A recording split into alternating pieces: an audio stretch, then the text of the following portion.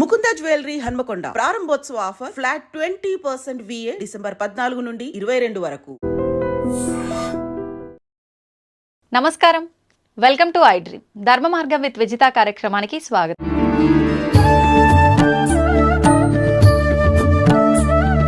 ఈ మధ్య కాలంలో మనందరం కూడా సనాతన ధర్మం అనే ఒక మాటని ఎక్కువగా వింటున్నాం. అసలు సనాతన ధర్మం అంటే ఏంటి, సనాతన ధర్మంలో ఏం చెప్పబడి ఉంది, అది మనకి ఏ రకంగా ఉపయోగపడుతుంది, ఎవరికి తోచిన విధంగా వాళ్ళు చెబుతున్నారు, అసలు మేము ఏది పాటించాలి, ఏది వినటం వల్ల మాకు మంచి జరుగుతుంది, ఇలాంటి సందేహాలు ప్రతి ఒక్కరిలో ఉన్నాయి. దీనితో పాటు ఎక్కువగా ఆధ్యాత్మిక మార్గంలో ఉన్నవాళ్ళు ఆహారం తినే విషయంలో ఎలాంటి జాగ్రత్తలు పాటించాలి, ఇలాంటి సందేహాలు కూడా చాలా మందిలో ఉన్నాయి.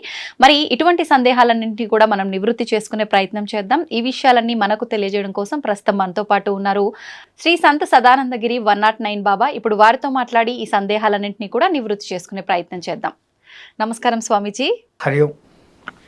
స్వామీజీ, ఈ మధ్య కాలంలో ప్రతి ఒక్కరు కూడా సనాతన ధర్మం అని చెప్పి మాట్లాడుతున్నారు. నిజంగా అంటే ఒక్కొక్కరు ఒక్కొక్కటి చెప్పడం వల్ల అసలు ఏంటి సనాతన ధర్మం, ఈ ధర్మంలో ఏముంది, అసలు సనాతన ధర్మం అంటే ఏంటి అనే ఒక క్వశ్చన్ మార్క్ కూడా ప్రతి ఒక్కరిలో తలెత్తుతుందనే చెప్పాలి. నిజంగా అసలు సనాతన ధర్మం అంటే ఏంటి ప్రభుజీ?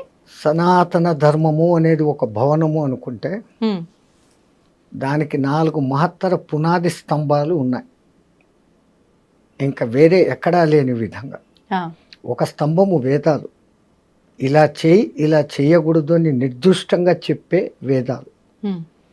రెండవది ఉపనిషత్తులు, ఈ మనుషుడు ఎవడు, జీవాత్మ పరమాత్మ అంటే ఏమిటి అనే విషయాల గురించిన బోధలు 1180 ఉండే ఉపనిషత్తులు కాలక్రమంలో లుప్తమైపోయి 108గా మిగిలినాయి.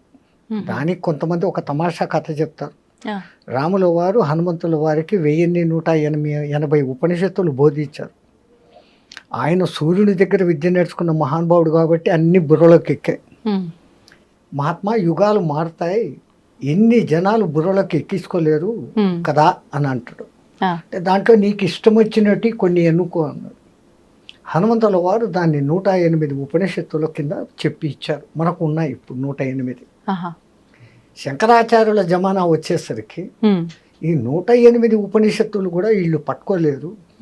నా ప్రస్థానత్రయంలో 10 ఉపనిషత్తులన్నా తెలుసుకున్నాడు చాలు అని ఆయన 10 ఉపనిషత్తులు పెట్టాడు. భగవద్గీత, బ్రహ్మసూత్రాలు ప్రస్థానత్రయంలో 2 అయితే 3వది దశోపనిషత్తులు. ఈ మూడిట్లో కొంచానికి కొంచెం ప్రవేశం ఉన్నవాడికే శంకరాచార్య పీఠాలలో ప్రవేశం. ఆ తర్వాత మిగతా జ్ఞానం అంతా వాళ్ళు బోధిస్తారు. అంతటి గొప్ప ఈ ఉపనిషత్తులు. అంటే ఆయన దాంట్లో గర్భోపనిషత్తు పెట్టలేదు. అది పెడితే మన వేదకాల పురుషుల శాస్త్రము ఎంత సైంటిఫికల్ అనేది తెలుస్తుంది. 108 ఉపనిషత్తులలో గర్భోపనిషత్తు అనేది ఒకటి ఉంది. అది ఆయన పెట్టింది ఈశకేన కట ప్రశ్న ముండక మాండుక్య ఐతరేయ బృహదారణ్యక స్కందక అనే 10 ఉపనిషత్తులే పెట్టాడు. దాంట్లో బృహదారణ్యక అనేది పేరుకు తగినట్లు బృహత్ చాలా పెద్దది, చాలా చిన్నది ఓంకారం గురించి చెప్పే ఇది. నచికేతుని గురించి ఉండేది ప్రశ్నోపనిషత్తు. ఇట్లా అన్ని ఉపనిషత్తులు ఉన్నాయి. ఈ ఉపనిషత్తుల తర్వాత 18 ప్రధాన పురాణాలు. ఈ 18 పురాణాలు గుర్తు పెట్టుకునేదానికి ఒక మంచి శ్లోకం కూడా కొటేషన్గా పెట్టినారు. ఏం శ్లోకం? ప్రకారత్రయం మకారద్వయం వకారత్రయం మకారద్వయం అనాపకుస్కలింగాని ఏతాని 18 పురాణాన్ని అంటారు. ప్రకారత్రయం అంటే బ్రహ్మ పురాణము, బ్రహ్మ వైవస్వత పురాణము, బ్రహ్మాండ పురాణం. బకారద్వయము అంటే భవిష్యత్ పురాణము, భాగవత పురాణం.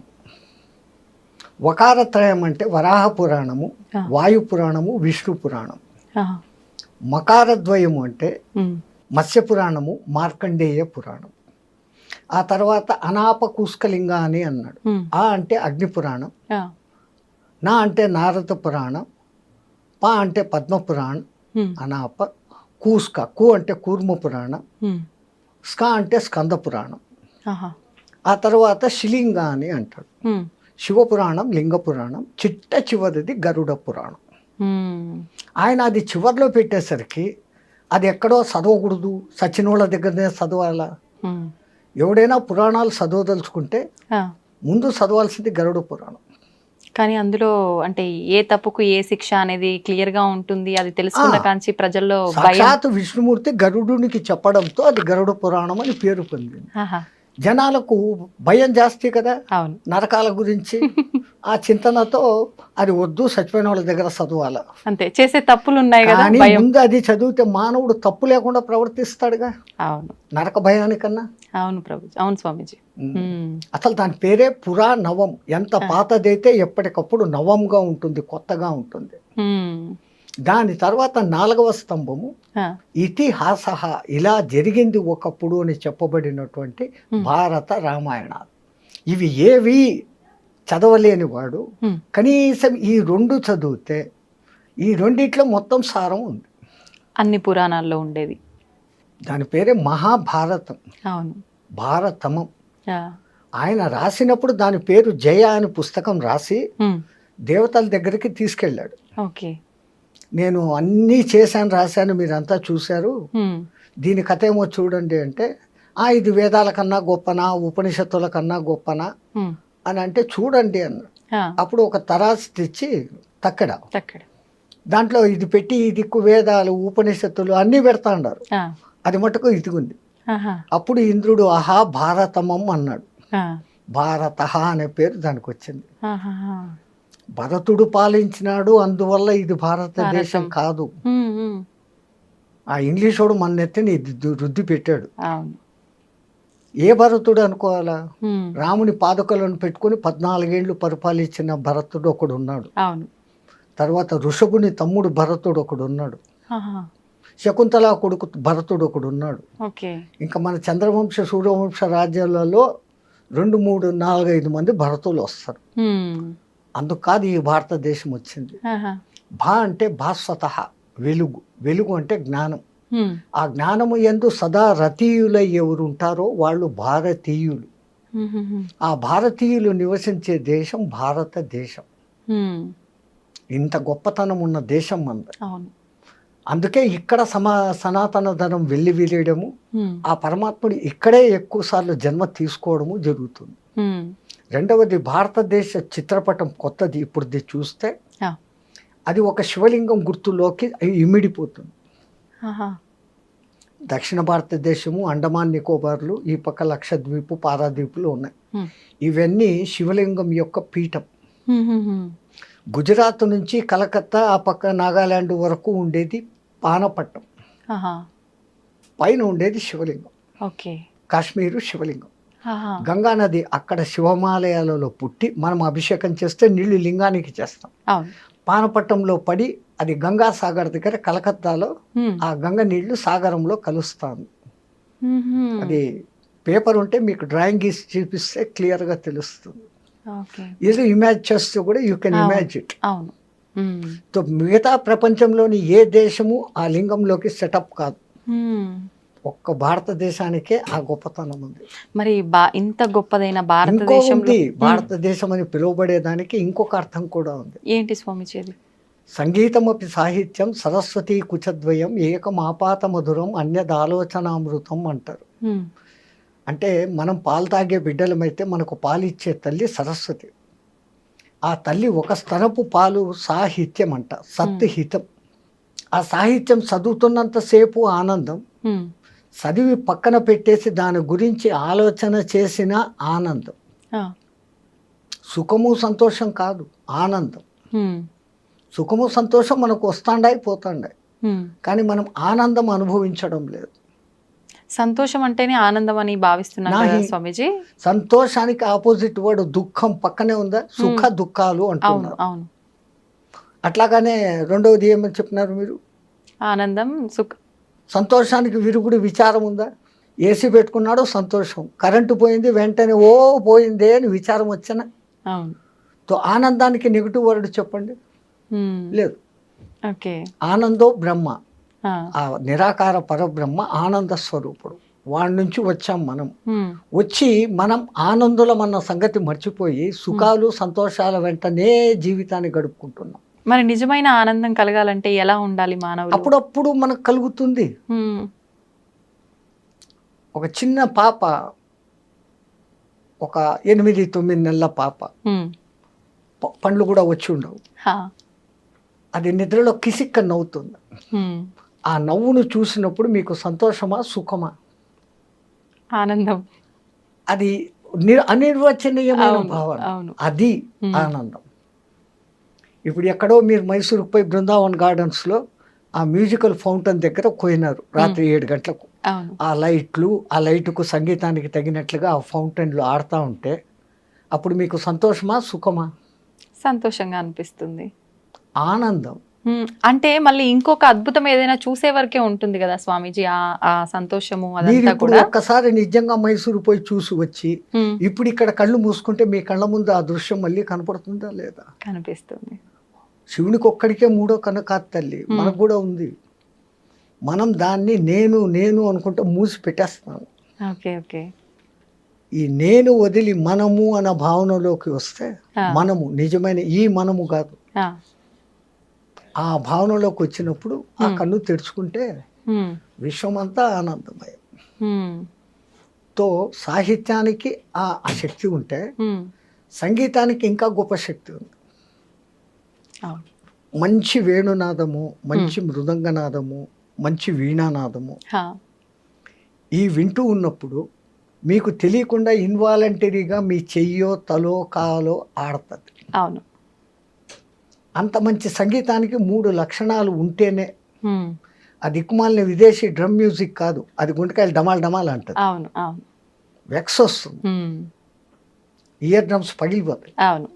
కానీ మన సంగీతానికి తను డోలే మను డోలే కోను బజాయే రే ఓ బాసురియా అని ఇట్లా ఇట్లా నువ్వు ఊగుతాం, ఇన్వాల్వ్ అయిపోతాం తెలియకుండానే.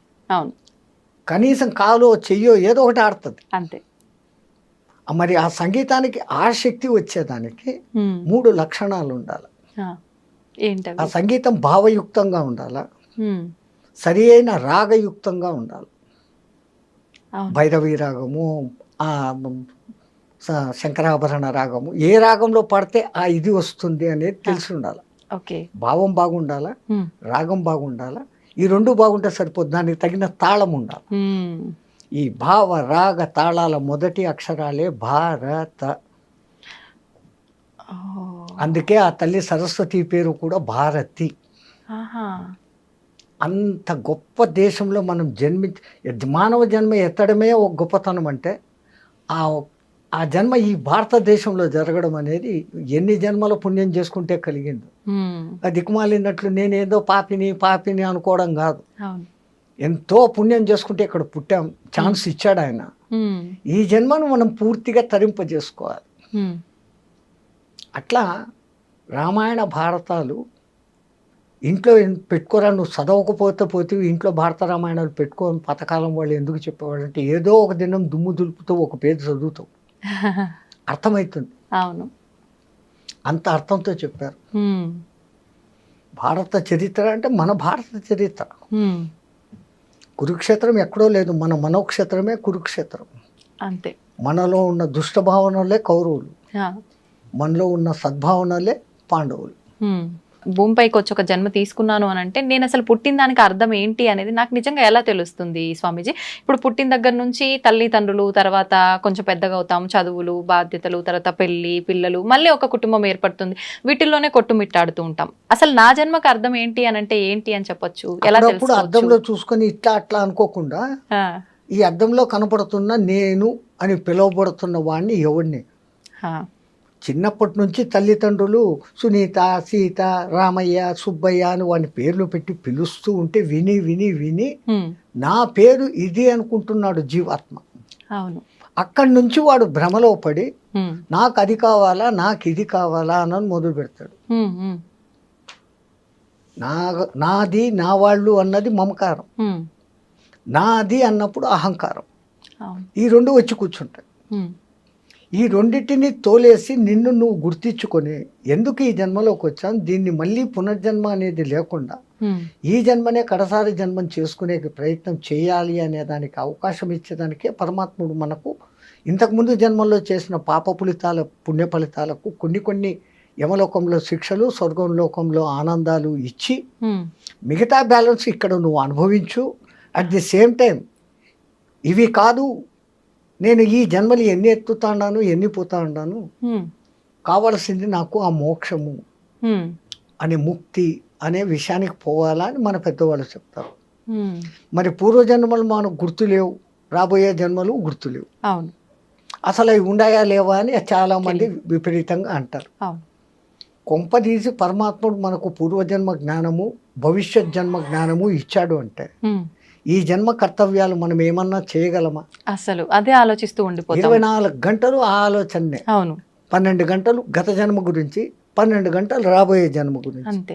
మళ్ళీ ఈ వర్తమానాన్ని నువ్వు ఏం చేసుకున్నావు? నీ చేతులారా నువ్వు పాడు చేసుకున్నావు. అందుకని పరమాత్ముడు మనకు ఆ మాయ కల్పించి ఉన్నాయి అన్న సూచన ఇస్తాడు. అది వేదంలో రాయబడి ఉంది. క్షీణే కర్మ పునర్జన్మతి. పుణ్యాలు నశించినా స్వర్గం నుంచి కూడా తరిమేస్తాడు. స్వర్గ సుఖాలు ఏముంది? ఒకటే 24 ఏండ్ల వయసు, ఎక్కడ చూసినా పూలు చెట్లు, ఆనందం, ఆకలి లేదు. ఎన్నాళ్ళది బోర్ జన్మ. ఆఖడికి వాడికే పిచ్చి పెట్టి నేనే పోతాను రా అంటాడు. అట్లాగనే నరకంలో హింసలు. కానీ అసలైన హింస ఆ కర్మలన్నింటినీ మళ్ళీ ఇక్కడ నువ్వు అనుభవించేదానికి పంపిస్తాడు.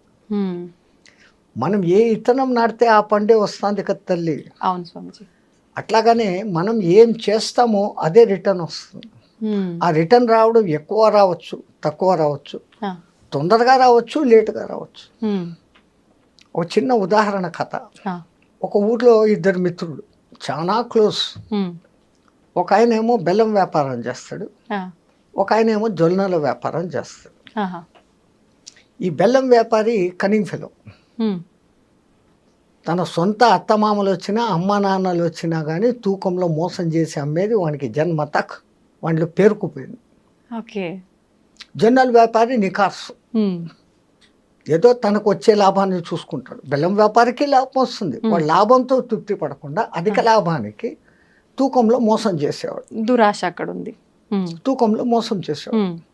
ఒకసారి ఈ జొన్నల వ్యాపారికి బెల్లం అవసరమైంది. ఈయన దగ్గరికి వచ్చాడు. 1 కేజీ బెల్లం మీరా, ఎంత అన్న, ఇంత అన్న, డబ్బులు ఇచ్చాడు. వీడు స్నేహితుడు అని కూడా చూడకుండా ఆ తూకం రాయి కింద ఇంకేందో పెట్టి 900 గ్రాముల ముద్ద ఇదో రాయని ఇచ్చాడు. ఆడ తీసుకెళ్ళిపోయాడు. ఆయన పోయిన కొంచెం సేపటికి ఈ బెల్లం వ్యాపారి భార్య, కోళ్లకు జొన్నలు అయిపోయినాయి, నువ్వు వెళ్ళి తీసుకురాపో మీ వాడి దగ్గర. ఈయన కొడుకును షాప్లో కూర్చోపెట్టి సంచి తీసుకుని ఆడికిపోయినాడు. ఒరే 1 కేజీ జొన్నలు లేరా, ఎంత, ఇంత ఇచ్చాడు. ఈయన లోపలికి పోయి సంచిలో జొన్నలు తెచ్చి ఇచ్చాడు. వీడికి కనింగ్ ఫెలో కదా, ఆ చేతిలో పట్టుకోగానే ఇదేమో కేజీ ఉన్నట్లు లేదే అనే డౌట్ వచ్చింది. ఒక దిక్కు స్నేహితుడు మంచోడు, వాడు మోసం చేయనోడు అని తెలుసు, నేను మోసగానన్న సంగతి వీనికి తెలుసు. అయినా డౌట్ వచ్చింది. వాడి బుద్ధ లాంటిది కాబట్టి. దారిలో పోతా పోతా ఒక ఎలక్ట్రానిక్ తూనిక మిషన్ ఉంటే అక్కడ పోయి చూశాడు. 900 గ్రాములు ఉంది. అన్న అని మళ్ళీ ఇంకో 2-3 తీసుకొని వాడి దగ్గరికి పోయినాడు. నువ్వెంతో నిజాయితీ పరుడు అని అందరూ చెప్తారు, స్నేహితుడిని, ప్రాణ స్నేహితుడిని నన్నే మోసం చేస్తావా, ఏమైందిరా? ఏ 900 గ్రాములే ఉంది. నా తప్పేం లేదు, నువ్వు వచ్చి జొన్నలు అడిగే సమయానికి నా కేజీ రాయి కనపడలే. ఇంతకు ముందే నీ దగ్గర బెల్లం తెచ్చుకున్నా కదా, కేజీ బెల్లము, ఆ బెల్లం ఆడపెట్టి తూకం వేసి ఇచ్చిన, నువ్వు ఇచ్చిన కేజీ నీకు ఇచ్చినాను. ఇప్పుడు వీడు తేలు పుట్టినా అంతే, తో జో గియా ఓ భరేగా. కరెక్ట్ గా ఎలా బుద్ధి చెప్పాలో అలా బుద్ధి చెప్పాడు. చెప్పాల్సిన పనిలే, వీడు చెప్పలే. వీడికి నేను మోసపోయాను, బెల్లంలో నాకు తక్కువ ఉందన్న సంగతి తెలుసు. వాడు నిజాయితీ పరుడు. అవును ఆడికి తెల్లే, ఆడిచ్చిన బెల్లం వాడికి ఇచ్చాడు తూకం. తో జో బోయగా ఓయి పల్పాయగా. అంతే, ఎవడు ఏం చేస్తాడో వాడికి అదే వస్తుంది. ఇది చెడ్డ చేస్తే ఇట్లా, అట్లాగానే మంచి చేస్తే. ఒక డాక్టర్ ఫ్యామిలీ ఎవరో పెళ్లికి ఎక్కడికో పోయారు కారులో. పెళ్ళి అయిపోయింది, రిటర్న్ వస్తాను. రాత్రి 7:30-8 అప్పుడు వాళ్ళ కారు నడి రోడ్లో జంగల్ మధ్యలో చెడిపోయింది, ఆగిపోయింది. వచ్చే కార్లను పోయే కార్లను ఆపుతూ ఉండరు, ఒకడు ఆగడం. 9 అయింది, 10 అయింది, వీళ్ళకు భయం, ఈ అడవిలో నుంచి ఏ జంతువులు వచ్చి చంపుతాయో, ఏం చేయాలా అంటున్నప్పుడు ఒక సైకిల్ మోటార్ వచ్చి వెళ్ళిపోకుండా వాడంతా వీళ్ళు ఆపకుండానే ఆపారు. ఏంటమ్మా ఇంత రాత్రి ఇక్కడ ఆగారంటే మా కారు చెడిపోయింది. మీ అదృష్టం, నేను మెకానిక్ను, బైనట్ ఎత్తండి అన్నాడు. బ్యాగ్లో ఉన్న తన టూల్ బ్యాగ్స్ తీసుకున్నాడు. ఒక అరగంట పోరాడి దాన్ని రిపేర్ చేసి రెడీ చేసి, వీళ్ళు నాయనా మా ప్రాణాలు కాపాడావు, నీకెంత రిపేర్ ఛార్జ్ అంతో చెప్పు, దానికి 2 ఇస్తామని. నేను మెకానిక్నే, మెకానిజం చేశా, నా షాపుకి వచ్చి చేస్తే నేను ఛార్జ్ తీసుకుంటా, ఆపదలో ఉన్నవాడిని దగ్గర నేను పైసా తీసుకోను, ఇది మానవునికి మానవుడిగా చేసిన సాయం, దీంట్లో నేను డబ్బులు తీసుకోను అన్నా. అటు బండి వేసుకొని వెళ్ళిపోయాడు, వీళ్ళు వెళ్ళిపోయారు. ఓ 4 years ఈ డాక్టర్లు ఇంకా ఇంకా ఫేమస్ అయిపోయినారు. ఒకరోజు ఒక క్రిటికల్ కేసు వచ్చింది. వాళ్ళు ఆ కేసును చూడంగానే కనుక్కున్నారు, మాకు రిపేర్ చేసిన మెకానిక్ ఈడే అని. ఆయనకి యాక్సిడెంట్ అయ్యి తల ఛిద్రం అయిపోయాడు, బతికే ఛాన్సులు లేవు. వేరే హాస్పిటల్కి తీసుకుపోతే మేము చేయమని అంటే ఇక్కడికి తీసుకొని వచ్చాడు. వీళ్ళు మంచి ఫేమస్ కదా. వాళ్ళు చూసి వాళ్ళ శాయశక్తులు అన్నీ ఉపయోగించి కోమాలోకి ఇంకా చచ్చిపోయినాడు అనుకున్న వాడిని ఎట్లాగో అట్లా లేక బతికిచ్చారు. ఒక 4 నెలల తర్వాత ఆయనకి మంచి స్పృహ వచ్చింది, బాగైంది ఆరోగ్యం. నన్ను ఇంత బాగా చేసిన ఆ డాక్టర్లను చూడాలా, నేను మెకానిక్గా బాగా లక్షలు సంపాదించుకున్నా, వాళ్ళు ఎంత ఫీజు అడుగుతారు, నన్ను ఇన్ని రోజులు ఐక్యూలో పెట్టిరి, అది చేసిరి ఇది చేసిరి, ఇన్ని ఆపరేషన్లు చేసిరి, అసలు మళ్ళీ మనిషిని మామూలు చేసిరి. నా దగ్గర ఉన్నదంతా ఇచ్చి వాళ్ళ రుణం తీసుకోవాలా, వాళ్ళని ఒకసారి చూడాలా. వాళ్ళు 2 వచ్చారు. అయ్యా మీ ఫీజు ఎంత అయిందో చెప్పండి, దానికి డబుల్ నేను ఇస్తాను, నా ప్రాణాన్ని నిలబెట్టారు. నువ్వు చెప్పిన మాటలు గుర్తుండయా అన్నాడు. మీరెవరు అన్నాడు.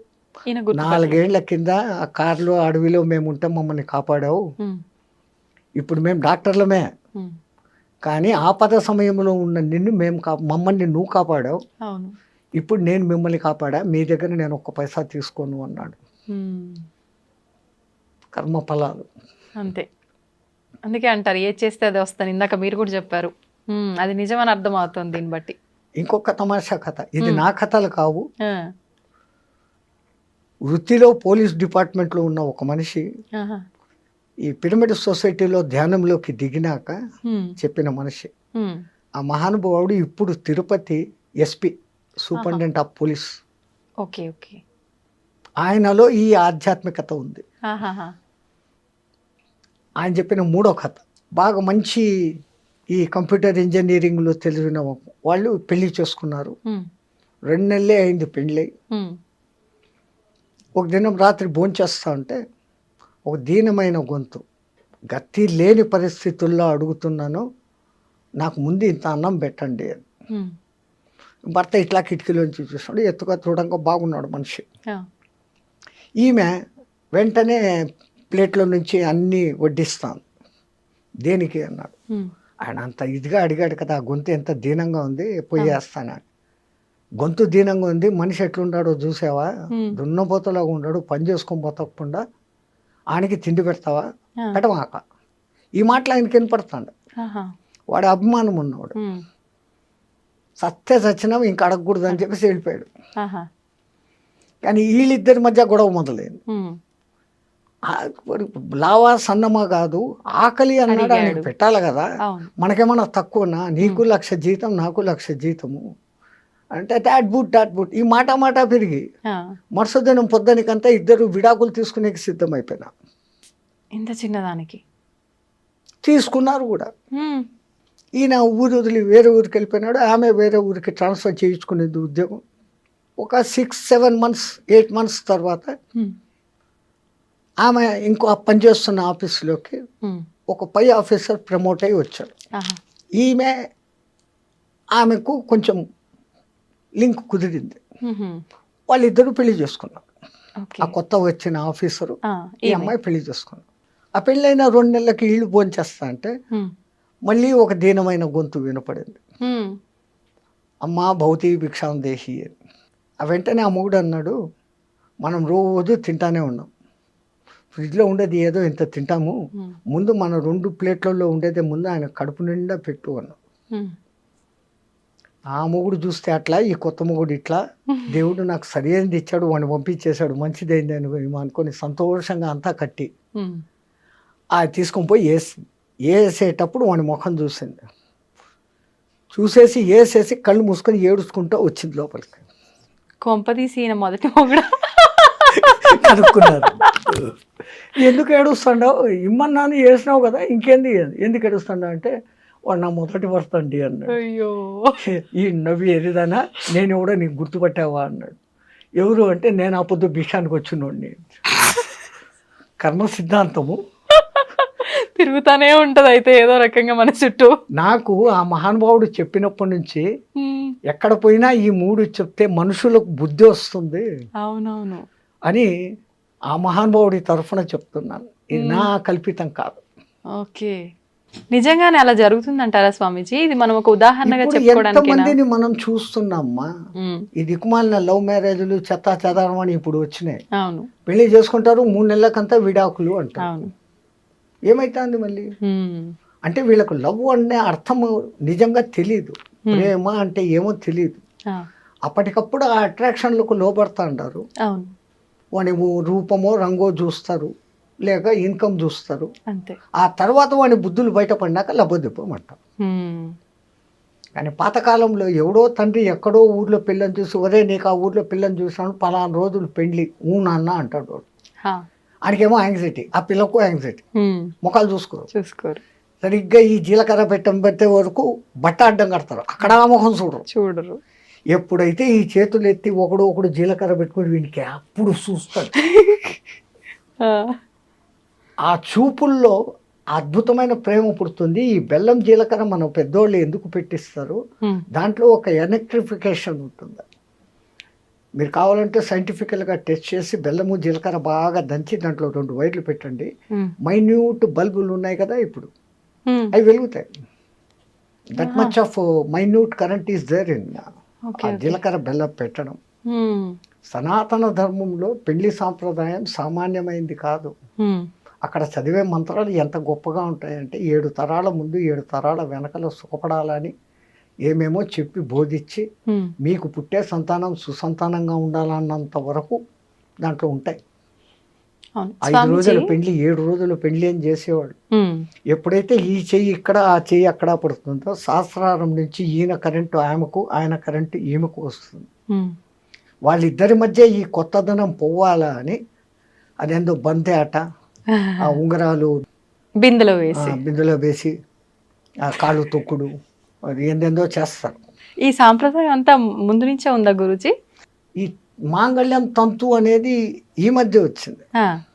పాణిగ్రహణం, పిల్ల తండ్రి ఇమాం సీత మమసుత అని చెప్పేసి మంత్రం చెప్పి రాముడి చేతిలో పెడతాడు, నా సీత చెయ్యిని నువ్వు గ్రహించు అని. పాణిగ్రహణం, పాణి చెయ్యి, పాణిగ్రహణం, అది పెళ్ళైపోయారు. ఆ తర్వాత అగ్ని చుట్టూ 7 సప్తపది నడిపిస్తారు. 7 అడుగులు కలిసి నడుస్తే వాడు వీడైతాడు అనేది కాదు. 7 జన్మల బంధం మీ మధ్య ఏర్పడుగాక అనే దానికి 7 చుట్లు అగ్ని సాక్షిగా అది చూపిస్తాం. అప్పటి కాలంలో మీరు అన్నట్టుగా, అంటే మా తాతలు అమ్మమ్మలు ఆ కాలం నాటి వాళ్ళైతే ఇప్పటికీ అలా కలిసిమెలిసి ఉండే వాళ్ళు ఉన్నారు, మంచిగా చిలక గోరెంక లెక్క, ఎంత పెద్దవాళ్ళు అయినా సరే వయసులో. కానీ ఈ తరం వాళ్ళు మీరు అన్నట్టుగా ఆ పెళ్లి బంధాన్ని ఎంత చేయాల్సిన విధంగా చేసినా కూడా ఎందుకని కలిసి ఉండలేకపోతున్నారంటారు? ప్రాబ్లం. పాతకాలంలో ఆ యుగో లేదు.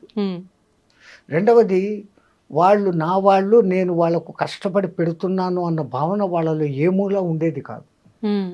మీరు అన్నట్లు పాతకాలంలో అందరికీ ఆవులు ఉండేటి, లేదా గొర్రెలో బర్రెలో ఉండేటి. అవును. ఆ మహాతల్లి ఆ టయానికి లేచేసి వాటి ముందు పశువులు చాలా శుభ్రం చేసి, ఇంటి ముందు కళ్ళాపి చల్లి ముగ్గులేసి, ఆ రోజు చేయాల్సిన టిఫిన్కు ఇడ్లీ రుబ్బాలంటే రుబ్బి, ఇడ్లీలు పొయ్యిలో కాల్చి చేసి, ఈ గ్యాసులు బోసులు లేవు, ఆ పొగ కంట మస్ట అన్నిటినీ భరిస్తూ, ఆ బయట వంట పాత్రలు బయట వంట చేసే పొయ్యి వంట బయట పొగ ఇంట్లో పారాకూడదని ఇంటి బయట వంట ఉంటుంది. వీళ్ళేమో ఇంట్లోకి రావాలా పోవాలా ఎన్నిసార్లు తిరుగుతారు? అవును, చాలా సార్లు. అంత తిరిగి అంత కష్టపడి వాళ్ళకి పెడతా ఉంది. కాబట్టి ఆ తల్లి శరీరం అంత భద్రంగా ఉండేది. ఇప్పుడు ఏమి అన్నిటికీ మిషన్, అంతే. మిక్సీ, ఇడ్లీలు, కుక్కర్, అదేందో గ్రైండర్, బైండరు అన్నిటికీ వచ్చినాయి. సూర్యరశ్మి వంట మీద పడ్డం లేదు. మూత పెట్టి అందులో కుక్కర్లో పెట్టి చెత్త తిండులు తింటున్నాం కాబట్టి ఈ రోగాలు, ఈ డిఫరెన్స్లు, ఈ ఈగో పెరిగిపోతున్నాం. మనం తినే ఆహారమే మన మనస్సు. సాత్విక ఆహారం తిన్నోడు సాత్విక లక్షణాలతో ఉంటాడు. వాళ్ళు ఎంత ప్రేమగా వండి పెడతారో ఆ అన్నంలో వాళ్ళ ప్రేమ కూడా కలిసి ఉంటుంది. కాబట్టి వాళ్ళ మధ్య ఆ అన్యోన్యతలు. ఇప్పుడు నేను ఆఫీసు, నువ్వు ఆఫీసు, ఫోన్ చేయి, బగ్గర్లు వస్తాయి, కుక్కర్లు వస్తాయి, చెత్తలు అదేంటి అంటే కుక్కలో ఏంటేంటో తింటారు, అవి తిని సస్తా ఉంటారు. ఇంకా ఎక్కడ రోగాలు రాకుండా ఉంటాయి, ఎక్కడ ఈ అఫెక్షన్ ఉంది. ఆమె ఈమెకు వండి పెట్టదు, ఆయన ప్రేమగా ఈమె కోసం ఏమీ తెచ్చిపెట్టడు. ఈమె షాపింగ్, ఆయన షాపింగ్, ఎవరికి వారు అన్నట్టుగా అయిపోయారు. ఆ కొడుకులను ఆయాకు అప్పచెప్పేసి వీళ్ళు డ్యూటీలు. ఆయా తన ఇష్టం వచ్చినట్టు పెంచుతుంది.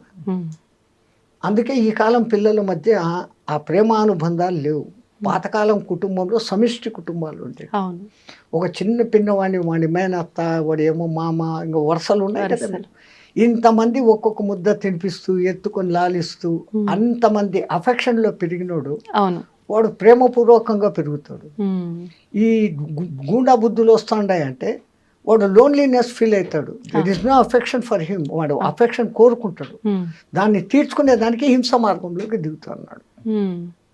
తన దీన్ని తృప్తిపరచుకునే దానికి మందులు, అదేంటి డ్రింకులు, పాడు ప్రదేశము. ఆ క్షణిక సుఖానికి వాడు ఆనందపడిపోయి అదే ఆనందం అనుకుని దాంట్లో పడిపోతా అన్నాడు. మొదటి నుంచి మంచి అలవాట్లు ఉంటాయి. ఆ ఇద్దరు తల్లిదండ్రులు, నాన్న ఇట్లుండాలా, ఇట్లా చేయాలా, మన అమ్మ నాన్న ఇట్లా పెంచారు, మనం ఇట్లుండాలా, ఇట్లా చేయాలా, మన వంశం ఇది అని చెప్పుకుంటూ ఉంటాం. ఇప్పుడు తాత పేరు అడిగితే చెప్పలేని స్థితిలోకి వచ్చాం. ఎక్కడికి పోతాను? మాంసాహారం తినాలని ఎక్కడ రాసి పెట్టలేదు. మాంసాహారం తినడం తప్పు, అది నిషేధం అని చెప్తున్నారు. మరి నిజంగా మాంసాహారం తినడం తప్పు అయితే మనకు కొన్ని ప్రాంతాల్లో దేవతలకే బలిచ్చి దాన్ని నైవేద్యంగా నివేదన చేసి తినే ఒక సాంప్రదాయం కూడా కొన్ని ప్రదేశాల్లో ఉంది. మరి మాంసాహారం నిషేధం అని ఎలా చెప్తారు? కరెక్ట్, మీరు అన్నది. దేవతలు బలి అడుగుతారు, ఆ బలి వాళ్ళకి ఇవ్వాల్సిందే. బలి ఇచ్చినారు, మళ్ళీ ఇచ్చిన దాన్ని ఇంటికి తెచ్చుకొని తింటున్న దేవుడు. అలా తెచ్చుకో. నీ జిహ్వ చాపల్యానికి దాన్ని దేవుని పేరు చెప్పి బలి ఇచ్చి నువ్వే తింటున్నా. దేవత తింటుగా. కానీ దేవత కోడిని అడిగింది, మేకను అడిగింది, దున్నపోతును అడిగింది. ఏ మేక, ఏ కోడి, ఏ దున్నపోతు అనేది మనకు అర్థం కాక అవి ఇస్తాను. మనలో ఒక కోడి ఉంది, మనలో ఒక మేక ఉంది, మనలో ఒక దున్నపోతు ఉంది. ఏంటి స్వామి? వాటిని బలి ఇయ్యరా అంటుంది. అవేంటి? కోడి ఏమంటుందమ్మా? కుక్కురుకు అంటుంది. కోరిక కోరిక కోరిక అని మనం అంటున్నాం. అవసరమైనటి, అవసరం లేనటివి, దిక్కుమాలిన కోరికలు కోరుకుంటాండామే. నీ అతి కోరికలోనే ఆ కోడిని నాకు బలి ఇచ్చేరా. ఎంత నువ్వు కోరికలు తగ్గించుకుంటే నువ్వు అంత హ్యాపీగా ఉంటావు. కోరికలు ఉండాల్సిందే. అతి కోరికలు, దురాశ కోరికలు, ఆశ దురాశ అంటాం కదా, అత్యాశ, అవి ఉండకూడదు. ఆశ ఉండాల, కోరికలు ఉండాల. నేను బాగుండాలా, సమాజం బాగుండాలా, అందరూ బాగుండాలా. ఇది ఎట్లుంది? నేనే బాగుండాలా అనేది ఎట్లుంది? అటువంటి కోడిని నాకు బలి. ఇంకా మేక అదేమంటుంది చెప్పండి? శబ్దం చేసి చూపించాలా స్వామిజీ? మే మే మే అంటుంది. మై మై మై, నాది నాది నాది. అమ్మో, ఇంత అర్థం ఉంది. నాది కాదురా, మనది మనది అనడం నేర్చుకో. నీలో ఉన్న ఆ నాది అని అరిచే ఆ మేకను నాకు బలి. ఇంకా మీ తెలుగులో అంటారు, దున్నపోతు మీద వాన కురిసినట్లు. అవును అవును. ఎవడు ఎట్లా పోతే పర్వాలే, ఎవడు మంచి చెప్పినా వినేది లేదు, నా దారి నాది. అవును, అదే బఫెలో అంటారు కదా దున్నపోతుని ఇంగ్లీష్లో. ఇప్పుడు మనం అందరం బఫెలోలమే. అంతే అంటారా? ఎందుకంటే బఫేలోకి పోయి డిన్నర్ చేస్తాం కదా. కరెక్టే కదమ్మా. ఆడ ప్లేట్ ఎత్తుకొని పిచ్చకాడలాగా ఒక కూర వేయి, పప్పు వేయి, సాంబారు వేయి అని అడుక్కుంటా తినేది. నిలబడి నడుచుకుంటా తినేది. దున్నపోతులే కదా ఆ పని చేసేది. మనం ఏం చేస్తాం? శుభ్రంగా ఒక పీట కూర్చుని ఇంకో పీట ఎత్తుగా వేసి, భోజనానికి ఎత్తు పీట వేసి, మనం చాప మీద కూర్చొని దాన్ని 3 సార్లు సంప్రోక్షణ చేసి దేవునికి అర్పించి ప్రసాదంగా తింటాం. అది తినే పద్ధతి.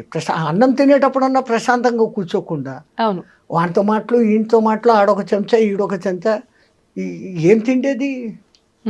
మాకు టైం లేదు కదా. ఒకసారి అడిగాడు ఒక ఆయన, ఏం నాయనా ఇంత లేటుగా వచ్చినావు? బఫేకి పోయి వస్తున్నావు. అవును, నువ్వు బఫేల్లో పోయి వచ్చినావు, బఫేల్లో అయ్యి వచ్చినావు. ఏం స్వామి అన్నాడు. మళ్ళీ బఫేలో చేసే పని నువ్వు చేస్తాడు. అది పోతా పోతా గడ్డి కనపడిందంటే తింటా పోతానే ఉంటావు. సో ఆ లక్షణాలు కావు నీలో ఉన్న ఆ అలసత్వం, అవికారత్వము. అటువంటి దున్నపోతు నీలో ఉంది. నువ్వు దున్నపోతు కాదు, మనిషివి. నీలో ఉన్న ఆ దున్నపోతుని మాకు బలి దేవతలు కొడతారు. వాళ్ళు కోరుకున్న అసలు బలి అది.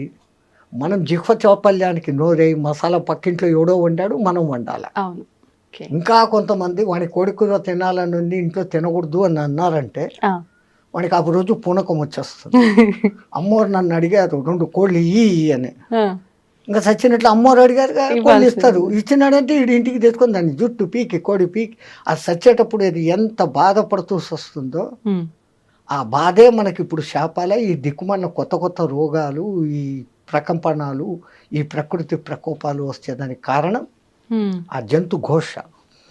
మరి ఇప్పుడు సాత్విక ఆహారం అంటే మొక్కలకు కూడా ప్రాణం ఉంటుంది కదా గురూజీ, అది కట్ చేసిన తర్వాత దాన్ని కూడా చంపినట్టు అవదా? మేక కాలు ఇంచేసి కోసుకొని తిన్నాం, మేకకు మళ్ళీ కాలు వస్తుందా? రాదు. మీరు చెట్టు నరికేయండి, చిగురు వస్తుంది మళ్ళీ.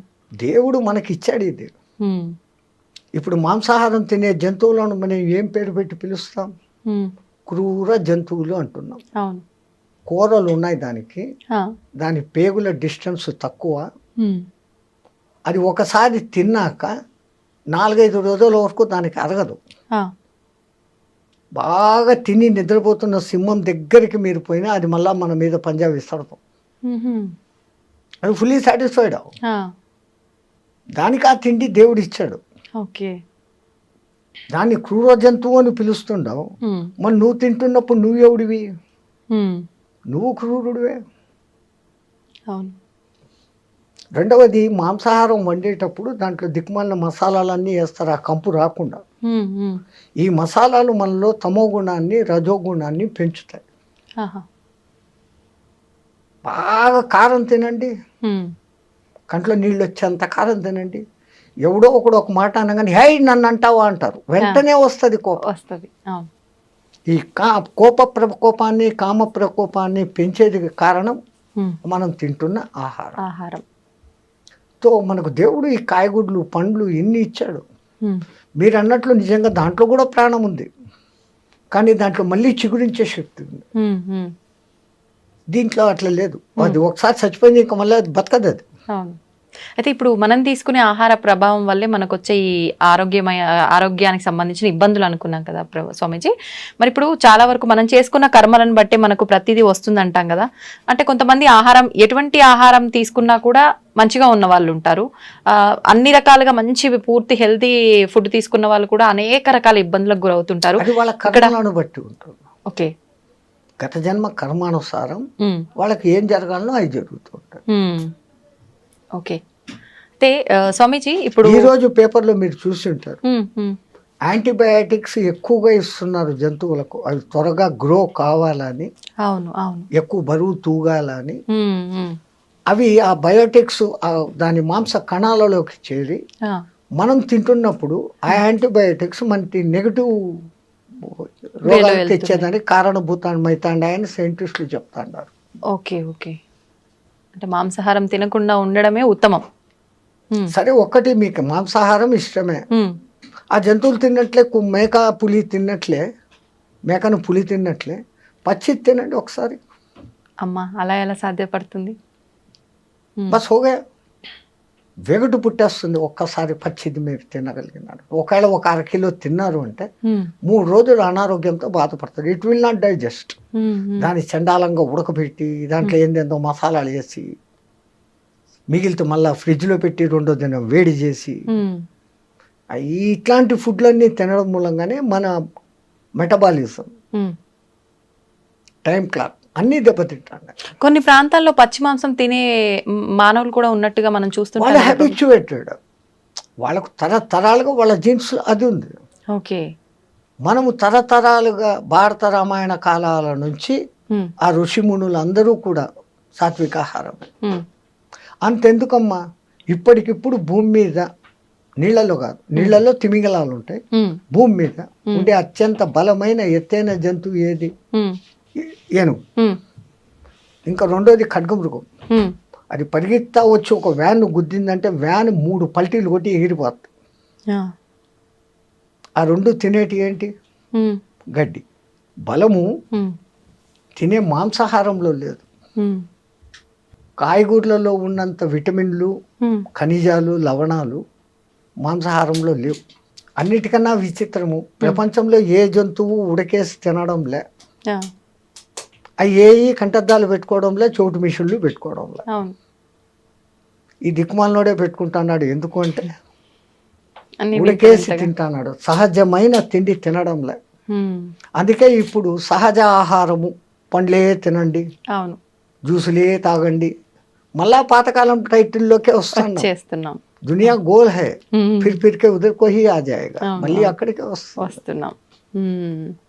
అయితే ఇప్పుడు ఆహారము, మీరు చెప్పినట్టుగా ఆహారం పాతకాలంది రావటమే కాకుండా ప్రతిదీ కూడా వస్త్రాల దగ్గర నుంచి, పాత్రల దగ్గర నుంచి ప్రతిదీ పాతకాలంవి మళ్ళీ ఇప్పుడు వస్తున్నాయి కదా స్వామీజీ? తప్పదు. ఇప్పుడు పంచకట్టు మళ్ళా పెద్ద ఫ్యాషన్. అవును. ఎవడో సినిమాలో హీరో కట్టుకున్నా అంటే ఇంక అందరూ అయితే అంతే. ఈ గొర్రెదాటుడు వ్యవహారం వదిలిపెట్టి ఇంకోతో కంపారిజన్ వదిలిపెట్టాలి. ఫస్ట్ నేనుగా ఉంటాను, నా వరకు నేను ఉంటాను, నేను బాగుంటే లోకము బాగుంటుంది, ఆ ఫీలింగ్తో ఉండగలగాలి. 2వది న్యాచురల్గా ఏది వస్తుందో దాన్ని యాక్సెప్ట్ చేసుకోవాలి. పరమాత్ముడు ఒరే జాగ్రత్త పడు అని ముందు కొంచెం సైట్ తగ్గిస్తాడు, వెంటనే కంటద్దాలు షాపు పోతాం, కళ్ళు పెట్టుకుంటాం. పండ్లు ఊడగొడతాడు, పండ్ల డాక్టర్ దగ్గర పోతాం, కొత్త పండ్లు కట్టుకుంటాం. వినకుండా చేస్తాడు, చోటు మిషన్లు పెట్టుకుంటాం. అన్నిటికన్నా ముందు ఆయన ఇచ్చే లెటరు తెల్ల జుట్టు, వెంటనే డై కొట్టుకుంటాం. అక్కడనే డై మొదలైంది మన డై. సో వీడు ఎక్కడ మన మాట వినడం లేదు, నేను ఎత్తుకొని అక్కడ చెప్పడు. ఇంకా ముందు 3-4 సార్లు చెప్పాడు, అన్ని అవకాశాలు అయిపోయినాయి, వినుకోకపోతే ఇంకా డైరెక్ట్గా ఎత్తుకొని. సో ప్రకృతిలో లోబడి నువ్వు జీవించినప్పుడు ఆ ప్రకృతి నిన్ను కాపాడుతుంది. ధర్మో రక్షితి రక్షిత. మనం ప్రకృతికి విరుద్ధంగా పోతున్నాం, చెట్లు కొట్టేస్తున్నాం, అడవులను నరికేస్తున్నాం. అడవుల్లోని జీవాలు ఊరి మీద పడతాయి. ఓ పులి ఊరి మీద పడింది. అది ఎందుకు పడింది? అది ఉన్న ప్రదేశాన్ని నువ్వు కట్టేసి ఇల్లు కట్టుకున్నావు. అది ఎక్కడికి పోవాలి? దానికి స్థలం లేకుండా చేస్తున్నావు. దాని మానాన దాన్ని వదిలిపెట్టి నువ్వు అడవిలో కాకుండా నీకు ఉన్న కొద్ది స్థలంలో నువ్వు కట్టుకుంటే లే, ఒక్కడు ఉండేదానికి 6 బెడ్రూమ్లు ఇల్లు కట్టుకుంటాడు. అవసరమా? మరి ఇవన్నీ ప్రకృతికి విరుద్ధంగా జరుగుతున్నప్పుడు భగవంతుడు అంటే ఆపే ప్రయత్నం చేయాలి కదా. ఒక్కొక్కసారి ఆ భూకంపము అనేది భూమాత క్షమయా ధరిత్రి, భరిస్తుంది. అమ్మ కూడా అమ్మ అమ్మ అని 10 సార్లు పీక్తాడు, ఒకసారి పీక్తుంది కదా. అవును. తల్లి అయినా కానీ దండిస్తుంది. అట్లాగనే ఆ భూమాత భరించి ఇది ఈ జీవహింస, ఈ తవ్వకాలు, ఈ దమనకాండ అంతా చూసి ఏ రోజో ఒకరోజు కొంచెం అట్ట కదిలిద్దిస్తాడు. 2 సెకండ్లు కదిలితే చాలు, అంతా అతలాకుతలం. జై శ్రీరామ్ హో జాతా. ఈ మధ్య కాలంలో ఇలాంటివి భూకంపాలు, జలప్రలయాలు చాలా వరకు వచ్చిన సందర్భాలు ఉన్నాయి కదా స్వామీజీ. అంటే ఇవన్నీ పాపాలు ఎక్కువైపోవడం వల్లే అని అనుకోవచ్చా? ఇప్పుడు ఇంతకుముందు ఇంత వాహనాలు లేవు. అవును. వాతావరణం కాలుష్యమైంది. అవును. ఓజోన్ పొర దెబ్బతినేంత లెవెల్కు పోయింది. కార్బన్ డైఆక్సైడ్, కార్బన్ మోనాక్సైడ్, ఈ 2 పెరిగిపోయినాయి. అవును. పోనీ వాటిని గ్రహించుకొని ఆక్సిజన్ ఇచ్చే చెట్లను ఏం చేస్తుండారు, నరికేస్తారు. నరికేస్తున్నారు. ఏమైపోతుంది మళ్ళీ? అదేమో ఎల్నినో ప్రభావం అనేది ఏర్పడి సముద్రాల ఉష్ణోగ్రత పెరుగుతుంది. అది పెరిగితే ఏమవుతుంది, సముద్రం ముందుకు రాను మొదలు పెడుతుంది. మెల్లగా ఈ ఓడరేవులు బోడరేవులు మెల్లమెల్లగా మునగను మొదలు పెడతాయి. ఇంకా యుగాంతము వచ్చేస్తోంది, కలియుగం అంతమైపోతోంది, ఇలాంటివి 2025లో ఎక్కువ రాబోతున్నాయి. కలియుగము మన వాళ్ళ లెక్క ప్రకారం 4,32,000 సంవత్సరాలలో ఇప్పుడు కృష్ణ పరమాత్మ కాలం చేసిన టైం నుంచి ఇప్పటికి లెక్కేసుకుంటే కలియుగ ప్రవేశం కృష్ణ పరమాత్మ పోయిన తర్వాత పరీక్షత్తు రాజ్యం చేసేసిన తర్వాత అక్కడి నుంచి కలియుగం మొదలైంది. అంటే మహా అంటే 5,200 300 సంవత్సరాలు నడిచాయి మన లెక్కల్లో. Okay okay. ఆ లెక్కల్లో ఇంకా 4,00,000 సంవత్సరాలు కలియుగం ఉంది. ఆ యుగాల పేర్లు ఆ మహానుభావులు ఎంత అద్భుతంగా పెట్టారు, ఎంత క్యాలిక్యులేషన్ ఉంది దాంట్లో. అవును. 4,32,000 సంవత్సరాలు టోటల్ చేయండి, 9 వస్తుంది. 4, 3, 2, 9. దాని పేరు కలియుగం. దానికి రెండింతలు ద్వాపర యుగం, అది 8,64,000 సంవత్సరాలు. టోటల్ చేయండి మళ్ళా 18. కలియుగానికి మూడింతలు త్రేతాయుగం, 12,96,000 సంవత్సరాలు. టోటల్ చేయండి 18. ఓకే. కలియుగానికి చాతుర్ 4 కృతయుగం, 17,28,000 సంవత్సరాలు. టోటల్ చేయండి మళ్ళా 9. ఓకే. ఈ 4 యుగాలు కలిస్తే ఒక్క మహాయుగం. దాని టోటల్ ఎంత వస్తుంది? 43,28,000 సంవత్సరాలు.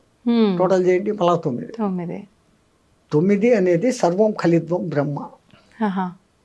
3, 6, 9 సంఖ్యలకు ఎంతో ప్రాధాన్యత ఉంది అని మన శాస్త్రజ్ఞులు చెప్తే మనం నమ్మం. శంఖంలోంచి తీర్థం వస్తే బాగుంటది, ఇంగ్లీష్ వాడు చెప్తే నమ్ముతాం. అంతే. ఓ టెస్లా అనే ఒక ఇంజనీరు ఫారెన్ లో, ఆయన ఈ 3, 6, 9 ప్రకారమే యూనివర్స్ అంతా కూడా నడుస్తుందని ప్రూఫ్స్ తో చూపించాడు. ఆ అంకెల విచిత్రం కూడా అంతే తమాషాగా ఉంటుంది. రెండో ఎక్కడిని మీరు క్యాల్కులేట్ చేయండి. 2, 4, 6, 8. అది 3తో కలిసినప్పుడు 6 వచ్చింది. 2 3 6, 2 4 8, 2 5 10, మళ్ళా 1, 6 20, 2 6 12, మళ్ళా 3తో కలిసింది. 3తో వస్తుంది. ఇట్లా ఏది చేసినా కానీ 3, 6తో కలిసినప్పుడు ఏ సంఖ్య అయినా కానీ మళ్ళీ దాంతో మిక్స్ అవుతుంది.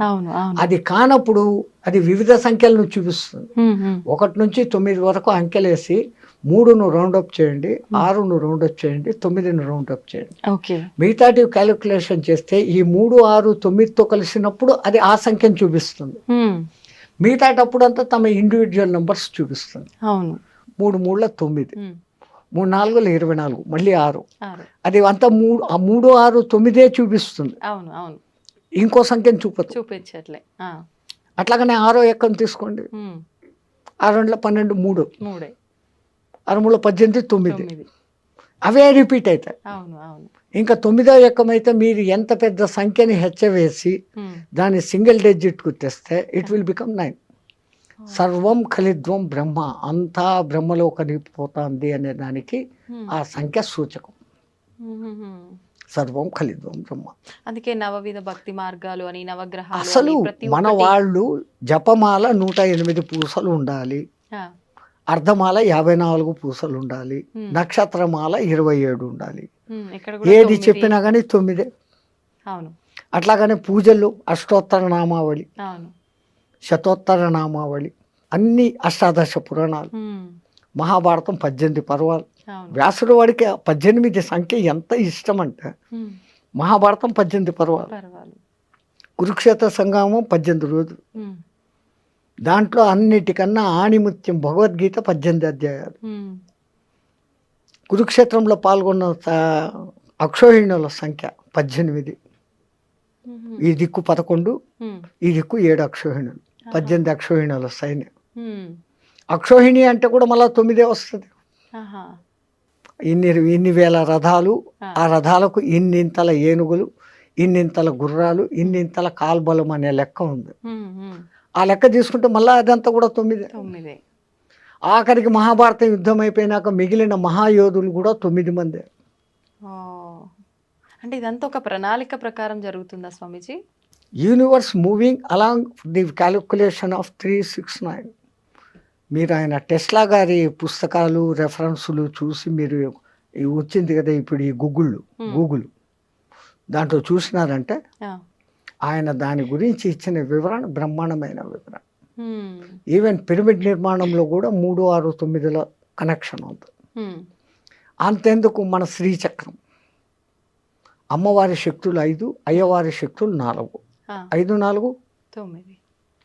అసలు గురుపూసలు 108 పెట్టి ఒకటి గురుపూస అని పెడతారు. జపం చేస్తామంట. చేస్తే ఏమొస్తుంది అని అంటారు. ఇప్పుడు మన బతుకులంతా ఎక్కడుండాయి? 27 నక్షత్రాల్లో ఉన్నాయి. ఒక్కొక్క నక్షత్రానికి 4 పాదాలు. 27 × 4 108. మనం 12 రాశుల్లో 9 గ్రహాల మధ్య బతుకుతాను. ఒక గురువు దగ్గర సరైన మంత్రదీక్ష తీసుకొని జపం చేస్తే నీ రాశి దోషాలు, నక్షత్ర దోషాలు, గ్రహ దోషాలు పోతాయి అనే దానికి ఆ సంఖ్యను పెట్టి ఆ అర్థంతో పెట్టినారు. అయితే ఇప్పుడు ఎవరికి తోచినట్టు వాళ్ళు ఇప్పుడు ఇలా వీడియోల రూపంలో ఎవరైనా చెప్పింది పట్టించుకొని ఆ మంత్రం కానీ శ్లోకం కానీ ఎవరికి వారంటే పలానా ప్రాబ్లంకి ఈ మంత్రం పారాయణ చేయండి, జపం చేయండి అని చెప్తూ ఉన్నారు. అలా ఎవరికి వాళ్ళు చేసుకుంటున్నారు గురు ఉపదేశం లేకుండా. అది నిజంగా ఫలిస్తుందంటారా స్వామీజీ? దాని ఫలితం చాలా లేట్ అవుతుంది.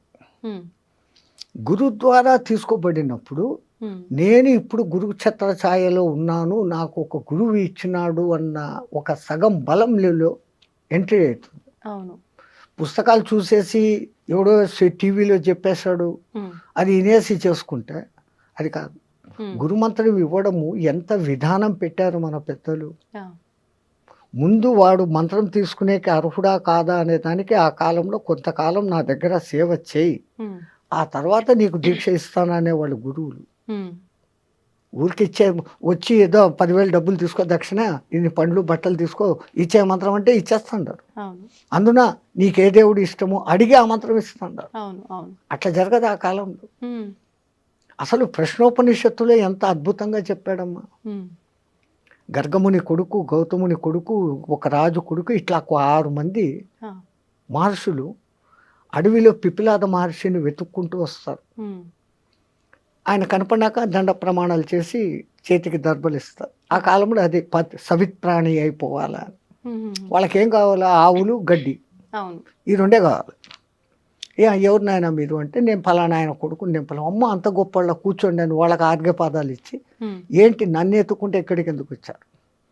వాళ్ళు అంటారు మాకు కొంచెం అనుమానాలు ఉన్నాయి, మా తండ్రులను అడిగాం, వాళ్ళు మాకు తెలీదు, ఆ పిప్పిలాదుడు తప్ప ఇంకెవడు చెప్పేవాడు లేడు, మీరు ఆయన్ని పోయి పట్టుకోండి అన్నాడు, మేము వెతుక్కొని వచ్చాం, మాకు ఆ సమాధానాలు కావాలా. రావడం, సమాధానాలు అడగడం, నేను చెప్పడము, అంతేనా? గురు శిష్య సంబంధం లేకపోతే కాదు. కొన్నాళ్ళు నా దగ్గర సేవ చేయండి, ఆ తర్వాత మీ అనుమానాలు ఏదో అడగండి. ఒక బాంబు వేశాడు అక్కడ, నాకు తెలిస్తే చెప్తాను అన్నాడు. 1 సంవత్సరం నా దగ్గర సేవ చేయండి, సేవ చేసినాక మీ ప్రశ్నలు అడగండి, నాకు సమాధానం తెలిస్తే చెప్తాను. మనం ఈ కాలం వాళ్ళం ఏమనుకుంటాం? సంవత్సరం సేవ చేస్తాం, అడుగుతాం, నాకు తెలుదురా అన్నాడంటే మన గతి ఏం? సంవత్సరం పాయా. మన మెంటాలిటీ ఇది. వాళ్ళు ఆజ్ఞాపించండి గురుదేవ, ఏం చేయమంటారు? నువ్వు ఆవులు మేపకరా, నువ్వు సమిదలు తీసుకురా, నువ్వు గోశాల శుద్ధం చేసి సంథింగ్ డ్యూటీలు చెప్పేస్తున్నారు. వీళ్ళు డ్యూటీల్లో సర్వనిమగ్నం అయిపోయినారు. సంవత్సరమైన సంగతి కూడా తెలియదు. ఒక దినం సాయంత్రం 4 గంటలకు వాళ్ళంతా ఆవులను మేపుకొని అంతా వచ్చి కూర్చున్నప్పుడు, నాయన స్నానం చేశారండి, మీరేదో ప్రశ్నలు అడుగుతామన్నారు కదా. ఆ సంవత్సరం అయిపోయిందా గురువాడు? అయిపోయింది అన్న. ఇలా స్నానం చేశారు, వచ్చినారు, మీ ప్రశ్నలు ఏదో అడగండి, నాకు తెలిస్తే చెప్తాను. మళ్ళీ మొదటిది, వీడు అసలు నా దగ్గర పనిచేసే అర్హుడా కాదా, ఈ సంవత్సరంలో వాని మెంటాలిటీ ఏంటి, వాని మనోక్షేత్రం శుద్ధమైందా లేదా. మనస్సు అనే పొలం క్షేత్రం శుద్ధం చేయిందా. వీడు అర్హుడు అని ఆయన కనిపిస్తాడు. అప్పుడు అంటాడు. కానీ రెండోసారి నాకు తెలిస్తే చెప్తాను అని చెప్పడం, నాకే తెలుసు అన్న గర్వం ఎవరికి ఉండకూడదు. అప్పుడు అంటాడు, ఒకడు అడుగుతాడు, ఈ జీవుడు రాకేంటి పోకేంటి, చంద్ర మార్గం ఏంటి, సూర్య మార్గం ఏంటి, ధూమ మార్గం ఏంటి, అసలు పురుషులలో షోడశ పురుషుడు అంటాడే ఎవడు అతను, ఇట్లాంటి మహత్తరమైన ప్రశ్నలు మళ్ళీ వేస్తాడు. ఇంకా అదంతా పెద్ద విషయం.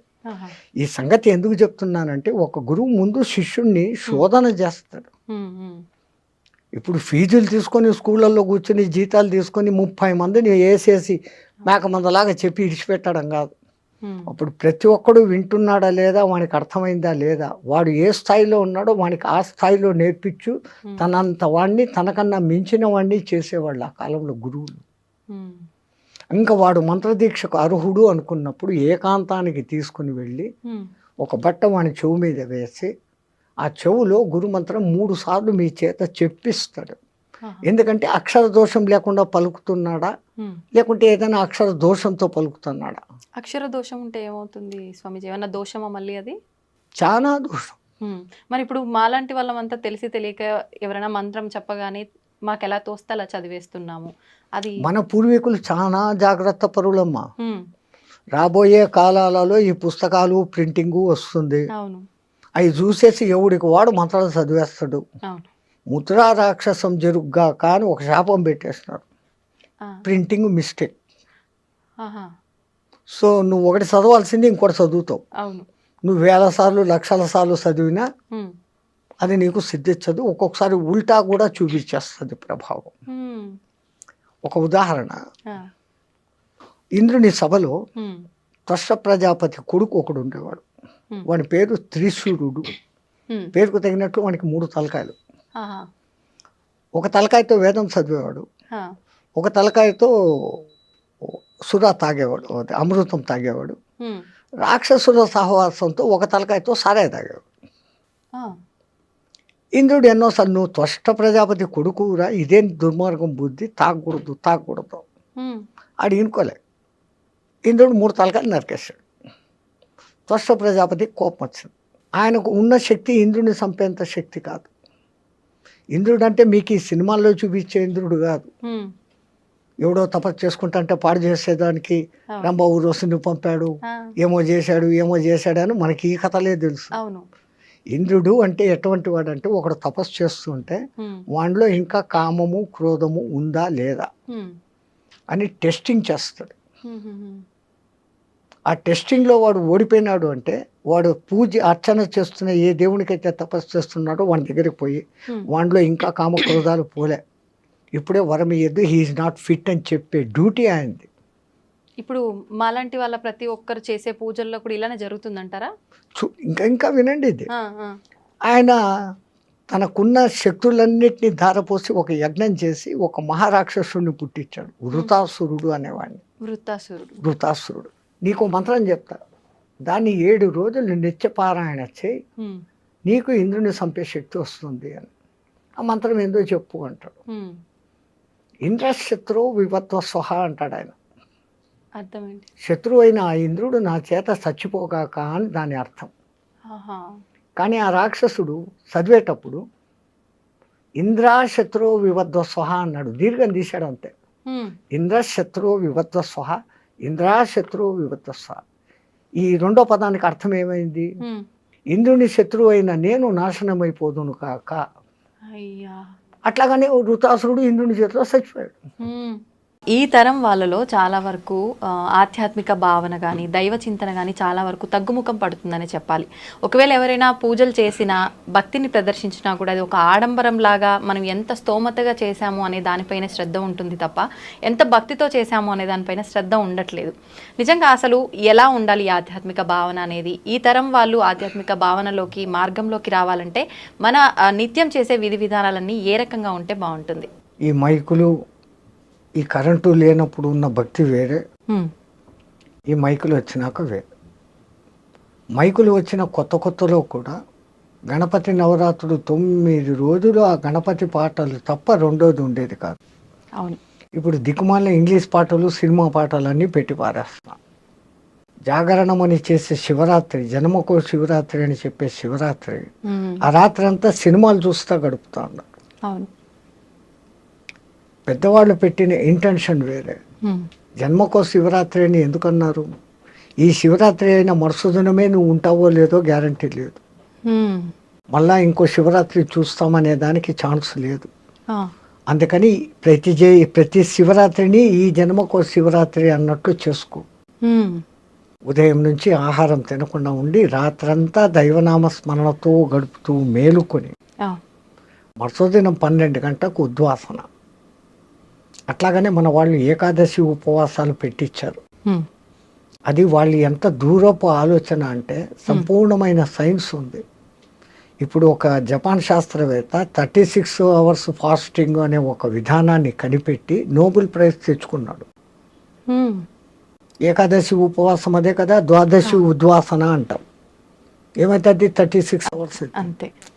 36 అవర్స్ మీరు ఎప్పుడైతే ఫాస్టింగ్లో ఉంటారో మీ మెటబాలిజం తనను తాను రెక్టిఫై చేసుకుంటూ మీలో రెసిస్టెన్స్ కెపాసిటీని పెంచే గుణాలు దానికి వచ్చేస్తాయి ఆటోమేటిక్గా. ఓకే. ఈ విషయం మన వాళ్ళు కనిపెట్టే పండుగలకు నువ్వు మధ్య మధ్యలో ఈ ఉపవాసాలు ఉండు అన్నారు. ఉమ్. ఇంకో అర్థం కూడా ఉంది. ఆవాసం అంటే వాని పక్కనే కూర్చోవడం అనే అర్థాన్ని తీసుకొని ఉమ్. వీళ్ళు టిఫిన్లు కాఫీలు అన్నీ లాగిచ్చేస్తూ అవును.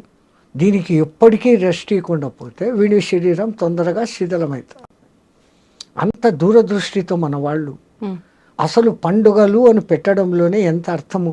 మీ తెలుగు మాటలు మహా గొప్పవి తల్లి. ఉమ్. పండుగ చేసుకో, నిన్ను నువ్వు పండుగ చేసుకో. ఆహా. చెట్టులో ముందు మొగ్గ తొడుగుతుంది. మొగ్గ ఉండొచ్చు, రాలిపోవచ్చు. అవును. మొగ్గ పువ్వు కాదు, పువ్వులోనే రాలిపోవచ్చు. అవును. పువ్వు పిందెగా మారుతుంది, పిందెగా రాలిపోవచ్చు. కరెక్ట్. కాయ అవుతుంది, ఉమ్. కాయ రాలిపోవచ్చు. పండుగ అయ్యేదానికి ఎంత శ్రమ ఉందో ఉమ్. నీ జీవితాన్ని నువ్వు పండుగ మార్చుకో. ఆ అర్థంతో పెద్దవాళ్ళు పండుగ అని పెట్టారు. ఉమ్. మనం పండుగ చేసుకుంటే ఇంకా పొద్దు హాలిడే, లేని పిండి వంటలంతా పొద్దు నుంచి సాయంత్రం దాకా తినడమే, సినిమాలకు పోవడమే. అవును. ఇది ఎట్లయిపోయింది. ఉమ్. ఎక్కడ జరుగుతుంది పొరపాటు అంటే పెద్దవాళ్ళు మన సాంప్రదాయం ఇది, ఇలాగే ఉండాలా అని వాళ్ళు కూడా చెప్పక ఉమ్. ఏందో ఆ పథకాలు చింతాడు మేము అనుభవించాము, మా వాళ్ళు జాలిగా అన్నా ఉండని, ఉమ్. అరే పండగకు నీ ఇష్టం వచ్చినట్లు ఉండరా అవును. అనేసి పెద్దవాళ్ళే ఫ్రీనెస్ ఇస్తాడు. తప్పు ఎక్కడ జరుగుతుందంటే ముందు తల్లి తండ్రి ఉమ్. వీళ్ళు మామూలు విద్యావంతులే కాకుండా ఆధ్యాత్మిక పరంగా ఒక తల్లి ఉన్నప్పుడు ఒక జిజియాబాయి శివాజీని తయారు చేసింది. అవును. ఒక యశోద కానీ ఇంకోళ్ళు కానీ కృష్ణుడు తయారు చేసింది. తల్లి ఇంట్లో మొదట, అందుకే హోమ్ డిపార్ట్మెంటు అంటాం. ప్రధానికన్నా హోమ్ డిపార్ట్మెంటే పవర్ఫుల్. యా. హోమ్ డిపార్ట్మెంట్ బాగుంటే అన్నీ బాగుంటాయి. అవును. అట్లాంటిది ఈ కాలపు తల్లుల బాధ్యత. ఉమ్. పిల్లవాళ్ళలో భక్తి బీజాలు కూడా నాటాలి. ఇప్పటి నుంచే భక్తి ఎందుకు, రిటైర్డ్ అయినాక చూసుకుంటాం.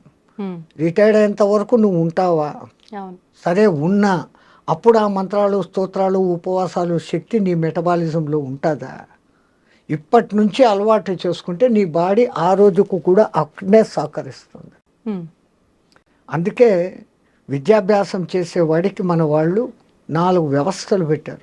బ్రహ్మచర్యం, విద్యాభ్యాస కాలం అంతా కూడా మంచి విద్య నేర్చుకో. ఉమ్. ఆ తర్వాత గృహస్థాశ్రమంలోకి ప్రవేశించు. ఉమ్. ఆ తర్వాత కొడుకుల పెళ్ళిళ్ళు అయిపోయినాక భార్యను అనుమతి తీసుకొని నువ్వు వస్తావా ఉంటావా, అక్కడ మన ఇద్దరం స్నేహితులు అన్నట్లు వానప్రస్థం. ఆ. ఆ చిట్ట చివరిది సన్యాసం, సర్వసంగ పరిత్యాగం. ఉమ్. అంత 4 వ్యవస్థలు మనోళ్ళు పెట్టారు. ఈ భక్తి తగ్గిపోవడానికి కారణము మనమే. ఉమ్. చెప్పిన శాస్త్రం ప్రకారం చేసి తీరాలా అని ఒక గట్టిగా చెప్పేవాడు లేకపోయి do as you like, do as you like అనే వ్యవహారానికి దిగబడి ఆ. కాంప్రమైజేషన్లోకి రాబట్టి ఇట్లా జరుగుతుంది. ఉమ్. గణపతిని, మట్టి గణపతినే తయారు చేయాలి. ఆ. అది మళ్ళీ నిమజ్జనం చేస్తే నీలో నుంచి వచ్చింది తేరా తుజుకో అర్పణ అన్న భావన. ఆ. అట్లానే శివార్చనలు చేస్తే బంకమన్నుతో నది పక్కనే శివార్చన లింగం చేసి నీళ్లు పోస్తూ ఉంటే అది మళ్ళీ కరిగిపోయి మళ్ళీ నదిలో కలిసిపోతుంది. నీది నీకే అర్పణం అన్న భావన. ఇంత అర్థాలతో మన వాళ్ళు పెట్టినారు. ఇప్పుడు యాక్రిలిక్ లింగాలన్నీ సెటప్ చేసి దానికి లింగాభిషేకాలు, పూజలు, అవును, దీపారాధన. ఆ బర్త్డే పొద్దు 50 బర్త్డే అంటే 50 దీపాలు వెలిగించి 50ని ఊది పారేసి కేక్ కట్ చేసుకొని తింటాడు. మనది దీపాలు ఆర్పే సంస్కృతి కాదు, దీపాలు ముట్టించే సంస్కృతి. పూర్వీకులు ఏం చేసేవాళ్ళు, ఒకవేళ రాజవంశాల్లో వాళ్ళు వీళ్ళు బర్త్డేలు చేసుకోవాలంటే వాడు ఎన్నో బర్త్డే అయితే అన్ని గుళ్ళల్లో అన్ని దీపాలు వెలిగించి రావాలి. దీపం జ్యోతిపర బ్రహ్మ దీవెన సాధ్యతే సర్వస్వం దీపం సర్వతమోవహ అని దానికి చెప్తూ ఆ దీపం వెలిగించాలి. ఒకప్పుడు సూర్యభగవానుడు మునిగిపోతూ అయ్యో నేను పోతా ఉండనే రాత్రి చీకటి అయిపోతే ఈ జనాలంతా ఏమవుతారు అనుకుంటే ఓ చిన్న దీపం చెప్పిందంట, డోంట్ వరీ డోంట్ బాదర్, నేనున్నాను, నువ్వు బోట్ రెస్ట్ తీసుకో, రేపు పొద్దున రా అనిందంట. ఇంత చిరు దీపం చాలు కదా ఈ గది అంతని వెలిగించేదానికి. ఆ దీపం వెలిగించుకునే దాంట్లో ఎంత అర్థం మన వాళ్ళు పెట్టారు మీకు చెప్పే ఉంటాను, మళ్ళీ చెప్తాను. ఒక దేశంలో కొంచెము మంచి జ్ఞాని అయినా కానీ అప్పుడప్పుడు తిక్క ప్రశ్నలు వేసే రాజు ఒకడు ఉండేవాడంట. ఈ జనాలకందరికీ సభలో ఉండే వాళ్ళకు భయం, వీడు ఏ పొద్దు ఏ తిక్క ప్రశ్న వేస్తాడో, సమాధానం చెప్పకపోతే జైలు, కొరడా దెబ్బలు, రాజు ఏమనేకి లేదు. అట్లా బిక్కుమంటా అన్న ఒక దినము ఈయనకి తిక్క ప్రశ్నలు వేసే మూడు వచ్చింది. సభలో అందరూ జాగ్రత్తగా వినండి, నాకు 3 అనుమానాలు వచ్చాయి, దాన్ని తీర్చాల. వీళ్ళ గుండెల్లో రాయబడింది, వీడు ఏం అడగబోతాం, 3 ఒకటి కాదు, ఒకటి అడిగితేనే చెప్పలేము. అడగండి మహారాజా అన్నారు, ఇంకేం చేయలేక. దేవుడు ఎక్కడ ఉన్నాడు, దేవుడు ఎటువైపు చూస్తూ ఉంటాడు, నేను ఈ ప్రశ్న అడిగి మీరు సమాధానం చెప్పేటప్పుడు దేవుడు ఏమి చేస్తూ ఉంటాడు, ఈ 3 సమాధానాలు చెప్పండి. ఎవడు చెప్తాడు, పోయింది మన బతుకులు అయిపోయినాయి అనుకున్నాడు. రాజు ఇట్లా ఏళ్ళు తిప్పి తన ఆస్థాన పండితుకు ఏళ్ళు చూపించాడు, నువ్వు చెప్పు అన్నాడు. వాడు ఇంకా పండితుడుగా తెలివైనవాడు. రాజా ఏమన్నా సామాన్య ప్రశ్నలా, అడగంగానే చెప్పేసేదానికి 2 రోజులు టైం అయింది, ఈ లోపల కూడా మర్చిపోతాడులే అనుకున్నాడు ఈయన. 2 రోజులు కాకపోతే 3 రోజులు టైం తీసుకో, 3వ రోజు నువ్వు చెప్పాల్సిందే. ఈయన అప్పుడు సభ అయిపోయింది, ఇంటికి వెళ్ళాడు, దిగులుగా కూర్చున్నాడు. ఆయనకు రోజు పాలు పోస్తే గొల్ల పిల్లవాడు ఒకడు, 12 ఏళ్ళ పిల్లవాడు, ఆయన వచ్చాడు, పాలు తీసుకున్నాడు. మహారాజా ఎప్పుడు దేదీప్యమానంగా మీ ముఖం వెలిగిపోతుంది, ఈ టైంకి మీరు 20 మందికి సత్సంగం చెప్పేవాళ్ళు, నేను పాలు పోసేసి బయట కూర్చొని వినేవాడిని, ఇప్పుడు ఎందుకు మీ ముఖం డల్గా ఉందని, ఏందో నా సమస్యలు లేరా పో అన్నా. అయ్యయ్యో నాతో చెప్పచ్చు కదా, రే మా రాజు ఉన్నాడా తిక్కలోడు, ఇట్లా 3 ప్రశ్నలు అడిగాడు, ఏం చెప్పి సవాలా, ఏంటి ఆ ప్రశ్నలు, నీకెందుకు రా, ఇన్ని రోజులు మీ సత్సంగం వింటాను స్వామి, ఏమో చెప్పండి అన్న. ఈ ప్రశ్నలు అడిగినట, దేవుడు ఎక్కడ ఉంటాడు, ఏ దిక్కు చూస్తూ ఉంటాడు, ఆయన ప్రశ్న అడిగి నేను సమాధానం చెప్పేటప్పుడు ఏం చేస్తుంటాడు, ఈ 3 చెప్పాలంటారా. ఆ పిల్లోడు ఉంటుకొని ఓ సింతేనా, దీనికి మీ వరక, రేపు పొద్దున్నే సభకు నన్ను తీసుకెళ్ళండి నేను చెప్తాను అన్నాడు.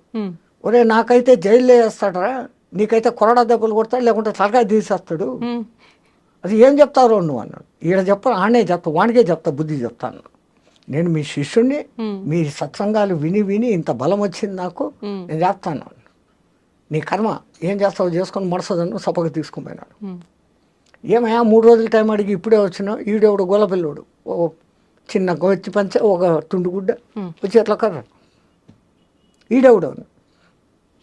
రాజా అంత మాత్రం చిన్న ప్రశ్నలు మా అంతటి గురువుని అడుగుతావా, నేను చెప్తా దానికి సమాధానాలు అంట పిల్లోడు. రే చెప్పకపోతే ఏందో తెలుసాను, ఈ తర్వాత సంగతి అడుగు అన్నాడు. ఈయన 3 ప్రశ్నలు, అదంతా దేవుడి వ్యవహారం ప్రశ్నలు. మరి దేవుని ప్రశ్నలు అడిగేటప్పుడు ఇంత ఒక దీపం వెలిగాల, ఇంత ప్రసాదం పెట్టాలా, పాలన్నా పెట్టాలి కదయ్యా అన్నాడు. అట్లనా, ఉండండి అని తప్పెట్టు కొట్టాడు. రే ఒక మంచి నెయ్యి దీపం పట్టుకురండి, ఒక గిన్నెడు దోసెడు పాలు తీసుకురండి. 2 ఆడబెట్టాడు. రే వచ్చిందిరా నైవేద్యము, దీపం 2 వచ్చినాయి. ఇప్పుడు మళ్ళీ అడుగు, ఏందో నీ ప్రశ్న. దేవుడు ఎక్కడ ఉంటాడు అని. నీ ప్రశ్నకు సమాధానం చెప్తా కానీ నేను ఒక ప్రశ్న అడుగుతాను, దానికి సమాధానం చెప్పాను. నేను ప్రశ్న అడుగుతాను, నువ్వు ప్రశ్న అడుగుతావు ఏమరా, చెప్పు. నువ్వు పండితునివి కదా, చెప్పు అన్నాడు. ఏందో అడుగు. ఈ పాలలో నెయ్యి ఎక్కడుంది అన్నాడు. అంటే నువ్వు గొల్లోనివి నీకు తెలియదా, దాన్ని ముందు పెరుగు చేయాలా, ఆ పెరుగుని చిలకాల, వెన్న వస్తుంది, వెన్నను కరిగేయాల, నెయ్యి వస్తుంది. అంటే ఈ పాలలో నెయ్యి ఉంది కదా, ఉంది అన్న. ఏడుంది అన్నాడు. పాలంతా ఉందిరా అన్నాడు. అట్లే దేవుడు నెయ్యిలాగా పాలలాగా ఈ ప్రపంచం అంతా ఉన్నాడు. దేవుడు ఎక్కడ ఉన్నాడు అనే దానికి సమాధానం దొరికింది. రాజుగారి బుర్ర పనిచేసింది. ఓ అమ్మో ఇడు ఎవడో తక్కువడు కాదు. ఇంకా 2వ దొరుకుతాను. దీనికి ఏం చెప్తాడు, దేవుడు ఏ దిక్కు చూస్తున్నాడు రా. రాజా ఇప్పుడు వెలిగించినామే ఈ దీపం, దీని కాంతి ఏ దిక్కు పోతుందో చెప్పు అన్నాడు. దీపపు కాంతి అన్ని దిక్కులా పోతుంది అన్నాడు. దేవుడు చూడని దిక్కు లేదు, అన్ని దిక్కులా చూస్తున్నాడు. ఇంకా ఈయనకి టెన్షన్ వచ్చేస్తుంది. అని ఇది ఎట్లా చెప్తాడు ఇప్పుడు. నేను ప్రశ్న అడిగేటప్పుడు నువ్వు ఏం చెప్తావో, నువ్వు సమాధానం చెప్పేటప్పుడు ఆయన ఏం చేస్తుంటాడో చెప్పాలా. మరి 3వ ప్రశ్న తెలుసు కదరా, మళ్ళా చెప్పమంటావా అని. అదే నాకు ఒక అనుమానం, నువ్వు ఇంత గొప్ప పండితునివి, ఎక్కడైనా అడిగేవాడు కింద, చెప్పేవాడు పైన ఉండాలి కదా, నీకు ఆ జ్ఞానం లేదా అన్నాడు. అట్లనా అనేసి పీట వేసుకొని ఈయన కింద కూర్చొని రా సింహాసనం ఎక్కువ పైన కూర్చొని చెప్పు అన్నాడు. ఈడు సింహాసనం మీద గొల్లోడు కూర్చున్నాడు. ఇప్పుడు చెప్పు ఏందో ఆ ప్రశ్న అన్నాడు. మళ్ళా అడుగుతావు ఏందిరా, నేను ఈ ప్రశ్న అడుగుతున్నప్పుడు నువ్వు సమాధానం చెప్పేటప్పుడు దేవుడు ఏం చేస్తున్నాడు, ఇదే చేస్తుంటాడు. గొల్లోని సింహాసనం ఎక్కించినాడు, రాజుని నేల మీద కూర్చోబెట్టినాడు.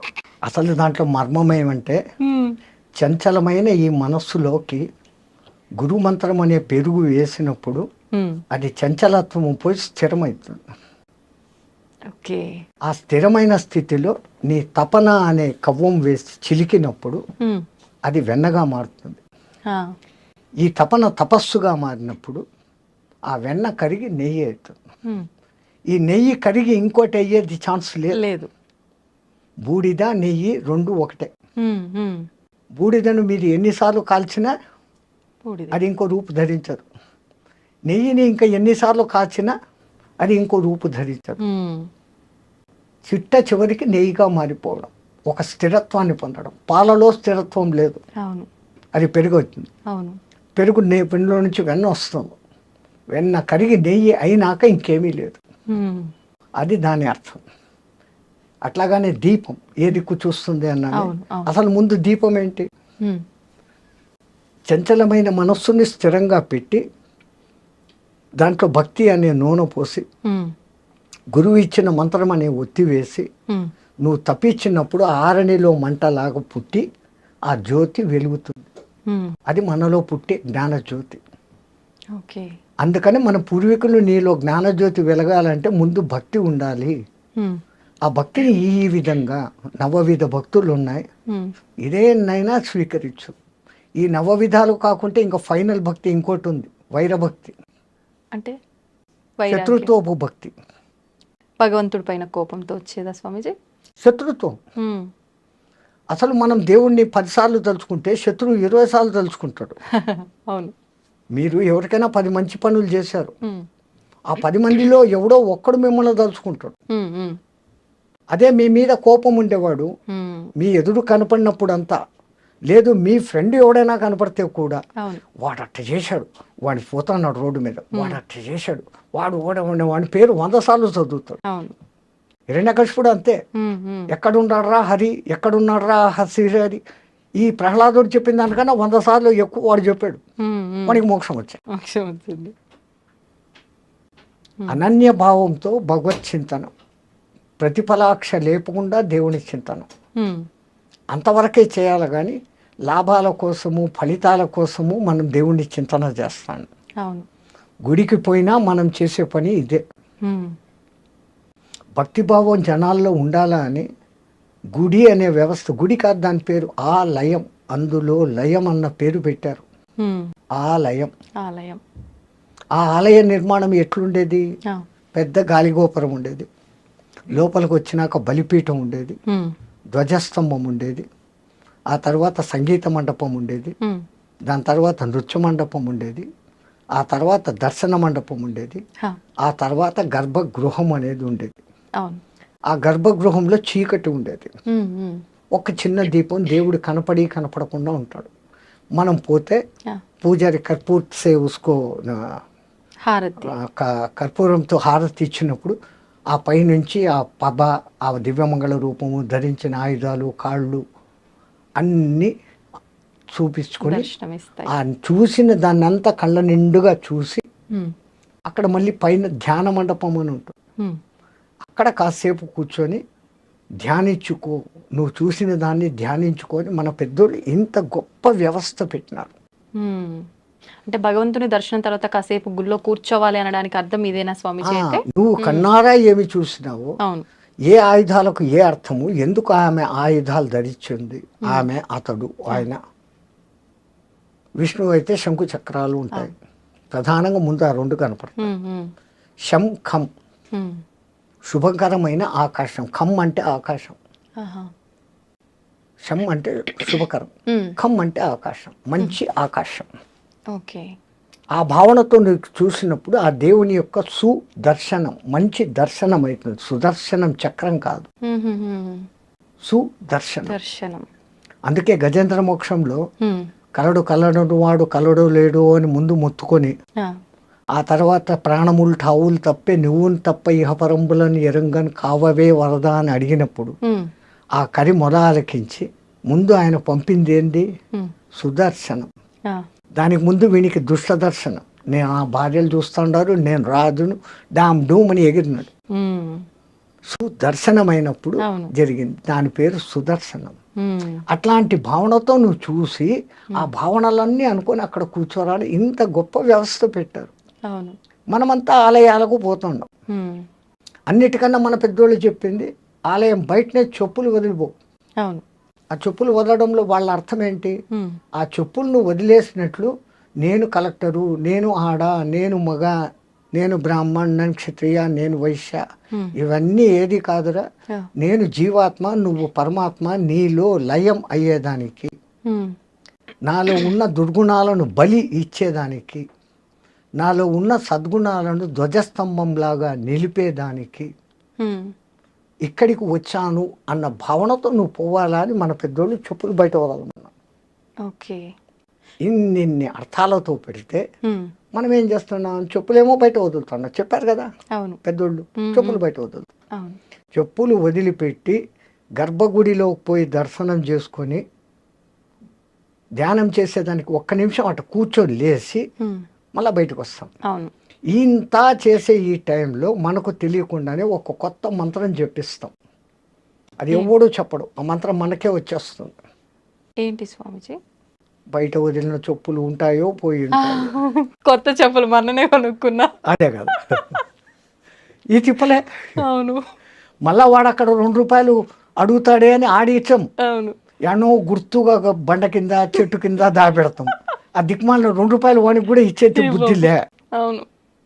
ఇంత ఈ బుద్ధులు పెట్టుకుని వాడి దగ్గరికి పోయి మళ్ళీ ఆడ వాడిని రికమెండేషన్లు అడగడాలు. మా మొగుడికి ప్రమోషన్ 3 ర్యాంకుల ప్రమోషన్ వస్తే 3 టెంకాయలు కొడతా. కొంపదీసి 2 ర్యాంకులు వచ్చినాయి అనుకో, 2 టెంకాయలు. 1 ర్యాంకు వచ్చింది అనుకో, 1 టెంకాయ. ర్యాంకు రాలేదు అనుకో, అసలు టెంకాయ కొట్టం. ఈ డిమాండ్ చేయడం అనేది కరెక్టే అంటారా స్వామీజీ? మనమంతా ఒక 10 రూపాయలు టెంకాయ కొట్టేసి 50 లక్షలు మారుతి కారు ఇంటి దగ్గర ఉండాలని కోరుకునే రకాలు. అవును. వానికి ఎప్పుడు ఇవ్వాలా, ఎక్కడ ఇవ్వాలా, ఎంత ఇవ్వాలా, ఎప్పుడు ఇవ్వాలా, నీ కర్మను బట్టి ఏది ఎప్పుడు రావాలా ఖచ్చితంగా తెలుసు. వాడు ఇచ్చేది ఇస్తాడు. అడిగితే దొరికేది ఇంతేనమ్మా, అడగకుంటే ఇంత దొరుకుతుంది. ఎవరో ఒక గురువు గారు ఒక ఊరికి వెళ్తూ పర్సు పోగొట్టేసుకున్నారు. ఈ ఊర్లో ఎవరిని అడగాల? ఆయన గొప్ప గురువు, పేరు ప్రతిష్టలు ఉన్నాయి, మానం ఉంది, అభిమానం ఉంది. ఎవడైనా నా ఒక శిష్యుడు కనపడితే వాడిని అడగవచ్చు, అర్హుడు కదా అనుకొని చూస్తా పోతున్నాడు. ఆయనకు దూరంలో నిజంగానే ఆయన శిష్యుడు ఒకడు కనపడ్డాడు. అయ్యో మా గురువుగారు వస్తాడారు, ఆయనకి ఏదైనా దక్షిణ ఇస్తే బాగుంటుంది అని ఆయన దగ్గర ఉన్న పెద్ద నోట్ల కట్టలో నుంచి 100 రూపాయలు తీసి పక్కన పెట్టి పైజోబులో పెట్టుకున్నాడు రెడీగా. ఆయన ఎదురు వస్తున్నాడు, ఈయన వస్తున్నాడు. గురుగారు నమస్కారం. నాయన చిరంజీవ, అరే నాయన ఒక చిన్న సమస్య వచ్చిందిరా, నేను పక్క ఊరికి పోతే మా ఊరు 100 రూపాయలు టికెట్కు డబ్బులు కావాలరా.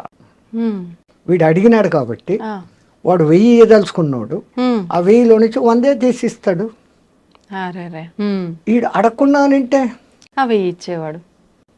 భగవాన్ కభీ వహీ హోతా హై, దేవునికి కూడా అదే ఉంటుంది. కానీ పెద్దలు ఒక సామెత చెప్తారు కదా స్వామిజీ, అడగంది అమ్మాయిన అన్నం పెట్టదు కదా. అది అమ్మే కాదు, ఆకలి ఎరిగి టయానికి అన్నం పెట్టేది నిజమైన అమ్మ.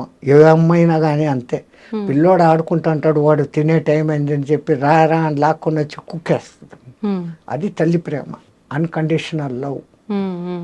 ప్రపంచంలో అన్ని లవ్లు బుటకం, అన్నిటి వెనకలా స్వార్థం ఉంది. తల్లి ప్రేమ ఒక్క దాంట్లోనే నిస్వార్థత ఉంది.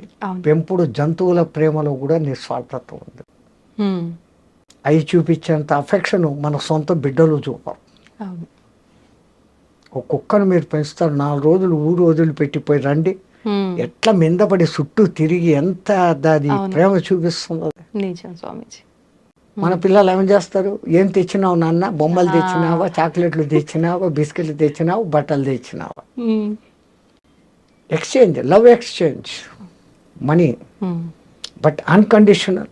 వాడు కొడుకు మంచోడా చెడ్డోడా, డబ్బులు ఇచ్చాడా ఇయ్యలేదా, తల్లి ఆకలి చూస్తుంది. వాడు ఏ సమయంలో ఎవడు 10 మంది కొడుకులు ఎవడు ఏ కూర రుచిగా తింటాడు, ఏది ఎక్కువ తింటాడు, ఏ తక్కువ తింటాడు, ఎవడికి ఏ టైంలో పెట్టాలా, అన్నీ ఆ మహాతల్లి భరించి చూసుకొని చేస్తాను. ఈ ప్రపంచంలో ఇంకా ఉంది అంటే ఒక్కటి తల్లి ప్రేమ, అన్కండిషనల్ లవ్. అందుకే మన పూర్వీకులు మాతృదేవో భవ అని మొదలు పెట్టినారు.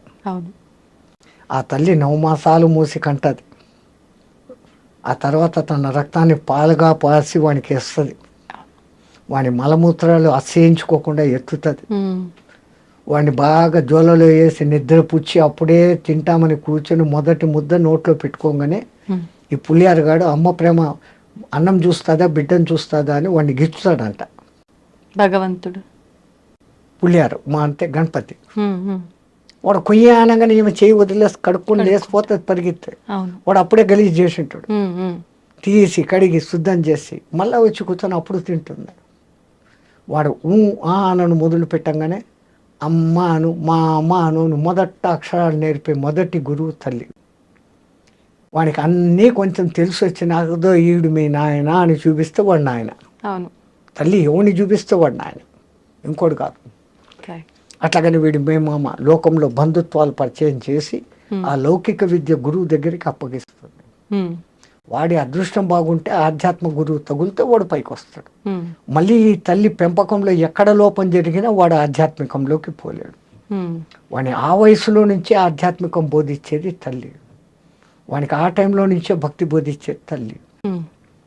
లీలావతి కడుపులో వాడు ప్రహ్లాదుడు ఉన్నప్పుడు నారదుడు పక్కకు తీసుకెళ్ళి ఆ భక్తి కథలన్నీ వినిపిస్తే ఆడు విన్నాడు, అంత భక్తుడైనాడు. కడుపులో ఉండడానికి వినిపిస్తే వస్తుందా అని ఎగతాళి చేసిన వాళ్ళు ఇప్పుడు బిడ్డలు మ్యూజిక్ వింటున్నారు, దానికి ఆనందిస్తున్నారా అని ఎక్స్పెరిమెంట్లు చేసి కనిపెట్టినారు. వేద పఠనం వినిపించి తెరత పుట్టిన బిడ్డకు, నానాకు ఇంగ్లీష్ రికార్డులు పెట్టి డ్యాన్సులు పెట్టిన బిడ్డకు, ఆ తర్వాత ఎదుగుదలలో వచ్చిన మార్పులు 18-20 ఏండ్ల శోధన.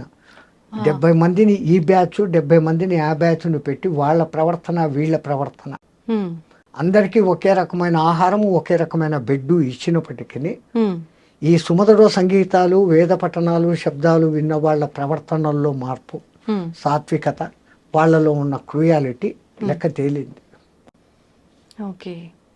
సో మొట్టమొదట మన తల్లులు మారాలి. My son is studying in English medium, he doesn't know Telugu అనే దిక్కుమాలిన లోకానికి వచ్చాం. ఆ ఇంగ్లీష్ ఏం సేపు చెప్తుంది, ఏ ఫార్ యాపిల్ తిండి తిను, బీ ఫార్ బ్యాటు, కొట్టుకో, తలకాయ బోలు కొట్టుకో, ఆడుకో. అంతే. తర్వాత పిల్లులు, కుక్కలు. C for cat, D for dog, E for elephant, మదము, ఎఫ్ ఫార్ ఫాక్స్, చెడ్డబుద్ధులు. ఇయా మరి మీ తెలుగు భాషలో ఏం నేర్పిస్తారు? ఆ అమ్మ. వాడు అప్పుడప్పుడే స్కూల్కి పోయేవాడు, అమ్మ నుంచి దూరంగా. అమ్మ పేరు వినగానే వాడి మనసు ఎంత ఆనందిస్తుంది. ఆ తర్వాత ఆవు, ఈ ఇల్లు, ఈశ్వరుడు. అదే వచ్చింది పుస్తకాల్లో మార్పు. అంటే విద్యా వ్యవస్థ కరెక్ట్ లేదంటారా? ఈశ్వరుడు లేదు, విద్యా వ్యవస్థ ధ్వంసం. వాళ్ళకు నేర్పించాల్సింది గణపతి మంత్రము, ఇట్లాంటివి. కాకపోతే ఇది లౌకికము అనే దిక్కుమాల ప్రజాప్రభుత్వం ఏర్పడి ఆ ఇతర మతాలు వాళ్ళ భాషల్లో పడి మేము అది చదవం, మేము ఇది చేయం. వందే మాత్రం పాడేదానికే పెద్ద యుద్ధం చేస్తుంటారు. జనగణమన పాడమంటే అది మేము పాడమంటూ ఉంటారు. ఇక్కడ ఇది మత వ్యవస్థ కాదు, నీకు సరైన విద్య. జనగణమన మన దేశంలో ఉన్న అన్ని రాష్ట్రాల పేర్లు కలిసి వచ్చేటట్లుగా పెట్టి అటువంటి భారతమాత బిడ్డను నేను అని చెప్పుకునేదానికి ఉంది అది జనగణమన. అసలు మనకు జాతీయ గీతం వందే మాత్రం కావాల్సిందే, జనగణమన వేసి వచ్చింది. అక్కడనే దిక్మాల రాజకీయాలు, భ్రష్టమైందంతా అక్కడి నుంచే. దానికి ముందు ఇంగ్లీష్ వాడు ఉన్నప్పుడు ఇంతో అంతో బాగానే ఉండేవాడు. గురుకులాలను ధ్వంసమేం చేయలే. ఇంగ్లీష్ ముందు జాస్తి తీసుకురావాలి, వాని అవసరం. నీకు ఉద్యోగం రావాలంటే ఇంగ్లీష్ నేర్చుకో అని చెప్తున్నాడు వాడు. ఈ ఉద్యోగాల కోసం వాడి దగ్గర చచ్చినట్టు ఇంగ్లీష్ నేర్చుకున్నాడు. వేదం చదవద్దు అని వాడు కమెంట్ చేయలేదు. వాడు బండి కింద నీళ్లు, అదేమంటారు, చాప కింద నీరు, చాప కింద నీళ్లు లాగా ఏం అనకుండానే ధ్వంసం చేసేసినాడు. డబ్బు ఆశ చూపించి మనం దానికి పడిపోయినాం. కానీ అంటే ఆలోచిస్తే ఒక రకంగా ఇప్పుడు శాస్త్రాలు, వేదాలు, పురాణాలు తెలుసుకుంటే మనకు ఒక మంచి జ్ఞానం వస్తుంది. కానీ ఇప్పుడున్న పరిస్థితుల్లో ఉద్యోగము, మన అవసరాలకు, నేను చెప్తున్నాను, పొట్ట కూటికి ఇంగ్లీష్ నేర్చుకోండి, మీ భాషను మర్చిపోకండి. అసలు అవమానకరమైన విషయం ఏంటమ్మా, ఎవడైనా ఇంకో దేశస్థుడు వచ్చి నీ దేశ భాష ఏదే నన్ను అడిగితే నేను సిగ్గుతో తల వంచుకోవాలి. నా తెలుగు, నా తమిళ్, నా కన్నడం, నా మరాఠీ, నా కేరళ, నా మలయాళం, నా బెంగాలీ, నా అస్సామీ, ఎవడు ఇదే అంటున్నాడే తప్ప నా దేశ భాష అని చెప్పుకునేకి లేదు. అంతటి మహత్తరమైన సంస్కృతము మనం మర్చిపోయినాం. కంపల్సరీ మస్ట్ అండ్ షుడ్ సంస్కృతం నేర్చుకోవాలి. కష్టము అనుకున్నాను. ఆ సంస్కృతానికి బిడ్డ హిందీ. దేశాన్ని ఒక్క బంధంలో నిలబెట్టగలిగింది అదొక్కటే. దేశ భాష లేదు మనకు, పేరుకుంది హిందీ అని. కానీ ముందు ఇంగ్లీష్లో రాస్తాడు, మళ్ళీ వాడిని లోకల్ భాషలో రాస్తాడు. ఆ హిందీని ఎన్నో మూల ఇంత సన్న అక్షరాలతో రాస్తాడు, చీమల్లా కనపడకుండా. వ్యవస్థ. తల్లిని మించిన దైవం లేదు అంటుంటారు కదా, మరి అంటే భగవంతుడి కన్నా తల్లే గొప్పదా? లేదు తల్లిని మించిన దైవమే లేదు అంటున్నారు, భగవంతుని కంటే కూడా తల్లే గొప్పదా అంటే ఏం చెప్పొచ్చు? అసలు దేవుడు ఉన్నాడో లేదో నీకు తెలియదు, కానీ దేవుడు ఉన్నాడు అని చెప్పేవాళ్ళలో ఇద్దరు. మొదటిది తల్లి, ఆ తర్వాత జ్ఞానము కొంచెం వచ్చినాక చెప్పేవాడు జ్ఞాన గురువు. తో గురు బినా విద్యానహి అన్న మాట అందుకే వచ్చింది. దేవుడు గురువు ఇద్దరు నడిచొస్తుంటే నువ్వు ఎవరికి నమస్కారం పెడతావు అని రామదాసును, తుకారం లాంటి వాళ్ళని అడిగితే నా గురువుకే పెడతాను ముందు, దేవుడు ఏంటి లెక్క. దత్త చరిత్రలో ఒక గురువుకు జబ్బు చేస్తుంది, ఆయన కావాల్సి కల్లా ఆ జబ్బు తెచ్చుకుంటాడు. శిష్యులను పరిశీలన చేయాలని, నాకు రోగం వస్తుంది, నన్ను కాశీకి తీసుకుపోండి.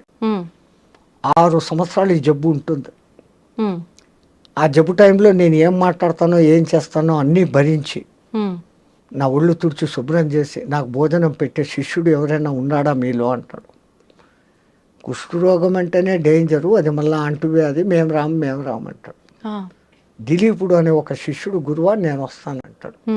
ఈయనతో పాటు కాశీకి తీసుకెళ్తాడు. ఆయనకు అమరసుదినమే కుష్ఠవ్యాధి సంక్రమిస్తుంది. పోయి భిక్ష తెస్తే సరిపోలేదు అంటాడు. రోగం వచ్చింది కదా అని చెప్పేసి సేవలు కదా నానా తిట్లు, చీదరించుకోవడాలు, అన్నిటినీ భరిస్తా సేవలు చేస్తాడు. 5 ఏళ్ళు అయినాక దేవుడు ఆయన ఎదురుగా ప్రత్యక్షమవుతాడు ఆ దీపకుడి ముందు. శబ్బాషరా, నీ వంటి శిష్యుడిని నేను ఎక్కడా చూడలేదు, నీకేం వరం కావాలో కోరిక ఇస్తాను, మా గురువు గారిని అడిగి చెప్తాను అంటాడు. నేనే ప్రత్యక్షమై ఉంటే గురువు అంటావు ఏమిరా అని. ఆ గురువు ఉండబట్టి గురువు మంత్రం ఇస్తే నువ్వు కనపడతావు, రామ మంత్రం ఇస్తే రాముడిగా నువ్వు కనపడతావు, కృష్ణ మంత్రం ఇస్తే కృష్ణుడిగా నువ్వు కనపడతావు, విష్ణు మంత్రం ఇస్తే విష్ణువుగా కనపడతావు. నాకు నువ్వు కనపడేదానికి మార్గదర్శకుడు నా గురువే.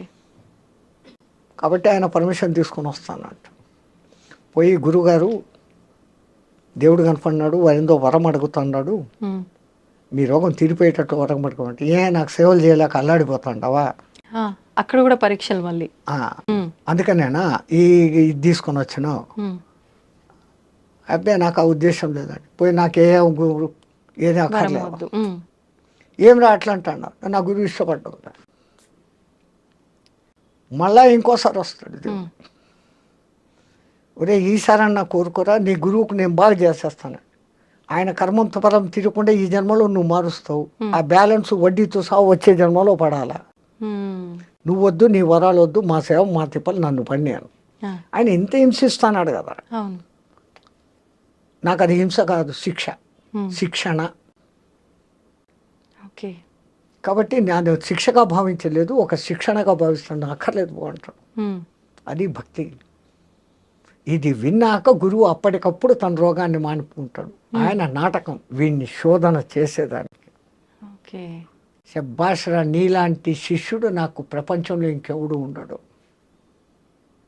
నాకు ఏ జబ్బు లేదు, నిన్ను శోధన చేసినాను, దేవుడు వరమిస్తానంటే కూడా వద్దని కాలు రాసిన శిష్యుడు నువ్వు ఒక్కడివే. అది భక్తి. అట్లాంటి భక్తి మన ప్రపంచంలో, మన దేశంలో, మన పూర్వం ఉంది, ఇప్పటికీ చాలా చోట్ల ఉంది. పల్లెల్లోకి పొండి మీరు సంక్రాంతి చూడండి, అక్కడ ఎట్లా చేస్తారు. ఈడంతా అలంకారాలు చేసుకొని, నగలు వేసుకొని, ఫోటోజెనిక్ ఫేస్గా ముందు మేకప్ అదేంది బ్యూటీ పార్లర్కు పోయి కెమెరాల్లో బాగా పడతామా లేదా, నేను కనపడినానా పాటలు పాడుకుంటా, మాటి మాటికి ఈ నగ సరిగ్గా ఉందా లేదా, ఈ చౌకమ్మలు బాగుండా, అది చూపించాలి, అక్కడ కనపడాలి. పల్లెల్లో ఆ ఇంటి ముందు శుభ్రంగా, ఇప్పుడు ఇంటి ముందు ఎక్కడుంది, పేడ చల్లితో పక్కింటోడు వచ్చి టెట్ what is this shit you are putting అంటాడు. అక్కడ శుభ్రంగా పేడతో అలికి రంగవల్లులు వేసి ఆ గొబ్బెమ్మలు పెట్టి వాళ్ళు ఆనందంగా పాటలు పాడతా అంటే, వాళ్ళు ఏ మేకప్పులు వేసుకోరు, ఏదో కొత్త బట్టలు కట్టుకుంటారు వాళ్ళకు శక్తి ఉన్నంతలో. వీళ్ళ దానికి మళ్ళా అక్కడ ఏ డ్రెస్సు సెటప్, దానికి మ్యాచింగులు, చెత్తలు చెదారాలు, మళ్ళీ బ్యాగ్ కూడా ఉండాలి, అది కూడా మ్యాచింగ్, అది కూడా కనపడాలి, దాన్ని ఊపుతా అది కూడా చూపిస్తాను, నేను చూస్తా అంట, కనపడతా అంట. పల్లెల అందం పరమానందం, వద్దు బాబు మాకి పట్టణ జీవితం, పల్లెలోళ్ళు పాడతారంట. ఆ పల్లెల్లో ఉన్న అందము ఈ దిక్కుమాలిన అపార్ట్మెంట్లలో పక్కింట్లో ఎవడు ఉన్నాడో మనకు తెలుసు. పల్లెల్లో ఇప్పటికీ కూడా ఎవరిని అడ్రస్ అడిగితే కూడా ఈ వచ్చినోడికి ఇంకోడు వాడు ఏదో పని మీద పోతాన్నా వెనక్కి వచ్చి, రే బావా నీ కోసం ఎవరో వచ్చారా, మామ నీ కోసం ఎవరో వచ్చారు, అంత వరుసలు కలిపేస్తారు, ఎంత క్లోజ్నెస్. మళ్ళీ ఆ సంస్కృతి మెల్లమెల్లగా ఇప్పుడు మళ్ళీ జనాల్లో ఆ మార్పులు వస్తుండే. భక్తి కూడా నిజంగా చాలా పెరిగింది. ఆ 5 టీవీ వల్ల టీవీ 5 అదేందో ఉంది, వాళ్ళు ఆ దీపోత్సవం అని మొన్న కార్తీక దీపోత్సవం పెట్టారు, ప్రతి సంవత్సరం పెడతా ఉంటారు. ఎంత అద్భుతంగా జరుగుతుంది, అన్ని లక్షల నెయ్యి దీపాలు పెరిగితే వాతావరణం ఎంత ప్యూరిఫికేషన్ అవుతుంది. అఫ్ కోర్స్ అక్కడ కొంచెం ఈ కెమెరా హంగులు బంగులు లైట్లు ఉన్నాయిలే, కానీ భక్తి భావం అక్కడ ఉంది. పాటలు మాటలు, వచ్చిన వక్తల ఉపన్యాసాలు, ఎక్కడే కానీ దిక్కుమాలి మ్యూజిక్లు సినిమా పాటలు లేవాడ. ఆ విగ్రహాలు, ఆ సెట్టింగులు, కనీసం మనం ఏదో ఒక లోకంలోకి పోయినంత ఆనందంగా ఉంటుంది. స్వామీజీ, ఇప్పుడు ఇది కలియుగం కదా, అంటే కలి యొక్క అంటే ప్రవర్తన వల్ల, ప్రభావం వల్లే ఇదంతా జరుగుతోంది అని చెప్పి కొంతమంది అంటారు, అది కాదంటారా? కలి ప్రభావం ఇప్పుడే ఉంది, దుష్టత్వం పెరిగింది అనుకుంటే అంతటి సత్యయుగంలో కూడా మధుకైటవులు ఉన్నారా, రావణ కుంభకర్ణులు ఉన్నారా, కంసుడు శిశుపాలుడు ఉన్నారా? దుష్టత్వము శిష్టత్వము అనేది రెండు మనలోనే ఉన్నాయమ్మా. ఇట్ ఈస్ ఏ రూపాయి కాయిన్. ఒక దిక్కు సింహం బొమ్మ, ఒక దిక్కు రూపాయ అని రాసి ఉంటే దానికి వాల్యూ. అది లేకుండా రెండు దిక్కులు సింహం బొమ్మ ఉంటే మార్కెట్లో అది చెల్లదు. అట్లాగానే మీరు బాగా ఎండలో తిరిగేసి వచ్చి ఏసీ రూమ్లో కూర్చుంటే ఆ ఏసీ ఆన్ చేసి ప్రాణానికి హాయిగా ఉందయ్యా అంటారు. మీరు పుట్టినప్పటి నుంచి centrally air condition along with latrine bathroom AC రూమ్లో మిమ్మల్ని పెంచి ఉంటే నేను ఏసీని సుఖం అనుభవిస్తున్నాను అన్న భావన మీకు వస్తుందా? రాదు. ఆ ఎండను చూసినప్పుడు కదా ఇది వచ్చింది. అవును, కష్టం ఉన్నప్పుడే సుఖం విలువ తెలుస్తుంది. అలాగే ఒక చెడ్డ కంపు వాసన చూశారు, ఆ తర్వాత గులాబీ దగ్గర వాసన చూశారు. కంపు నుంచి గులాబీ శ్వాసన అంటారు. సో అది ఉండబట్టి మీకు దీని విలువ తెలుసు. అది లోకంలో ఉండాల్సిందే, ఇది ఉండాల్సిందే. టు కంపేర్, దాన్ని చూసుకొని అలా ఉండకూడదు, ఇలా ఉండాలా. ఈ రెండిటికి విచక్షణ అనేది దేవుడు నీకు ఇచ్చాడు, దాన్ని నువ్వు వాడుకో. ఏ యుగమైనా ఏ కాలమైనా పేరుకో కలికాలం అండి ఇట్లే ఉంటుంది అని అంటాం. 12 రూపాయల జీతం వచ్చేటప్పుడు తులం 90 రూపాయలు. వాడికి ఆ ఒక్కొక్క రూపాయి 90 రోజులు మిగలబెడితే తప్ప ఒక్క తులం వాడు కొనలేడు. ఇప్పుడు 70,000 జీతము, తులం 90,000.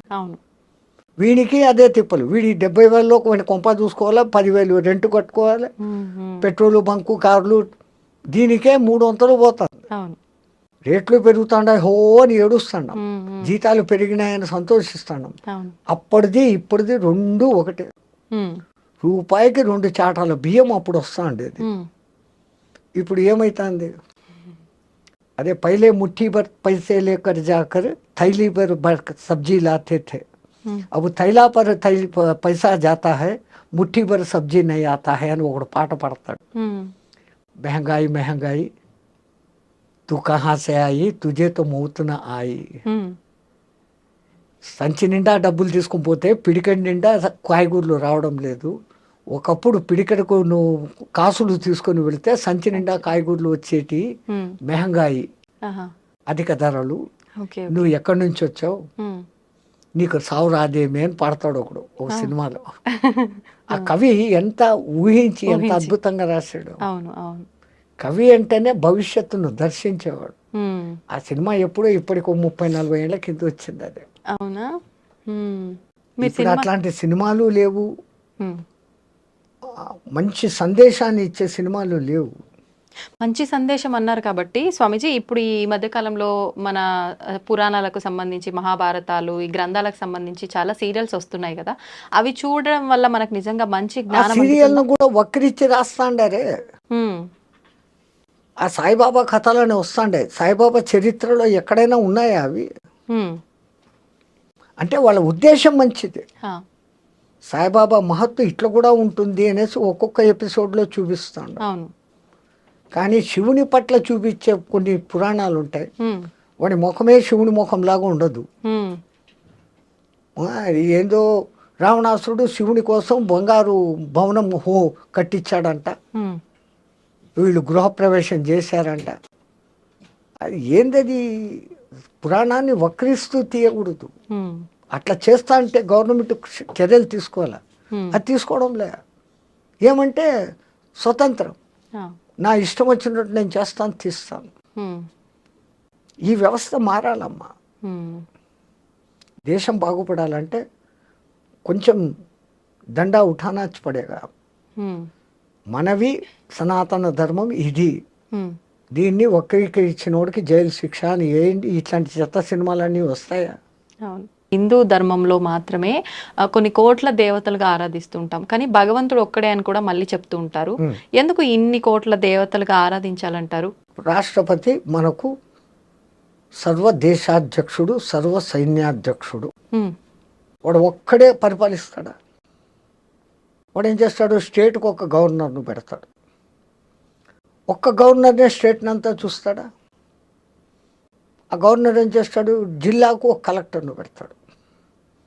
ఆ జిల్లానంతా కలెక్టర్ చూస్తాడా? ఆ కలెక్టర్ కింద BRO, VRO, village development officer, వాడెవడు ఇంకోటి అదేమో ఉంటారు. అవును. ఇన్ని స్టేజులు ఉండి వాళ్ళ కింద మళ్ళీ అసిస్టెంట్లు ఉన్నప్పుడు ఈ వ్యవస్థ సక్రమంగా నడుస్తుంది. ఇది గవర్నర్ రాష్ట్రపతి వ్యవస్థ. అవును. అట్లాగనే ప్రధానమంత్రి, రాష్ట్రంలో ముఖ్యమంత్రి, మళ్ళీ పంచాయతీరాజ్, మండల అధ్యక్ష, సంథింగ్ ఇన్ని విభాగాలు ఉంటేనే ఇంతమందిని చూసుకోగలుగుతాను. అవును.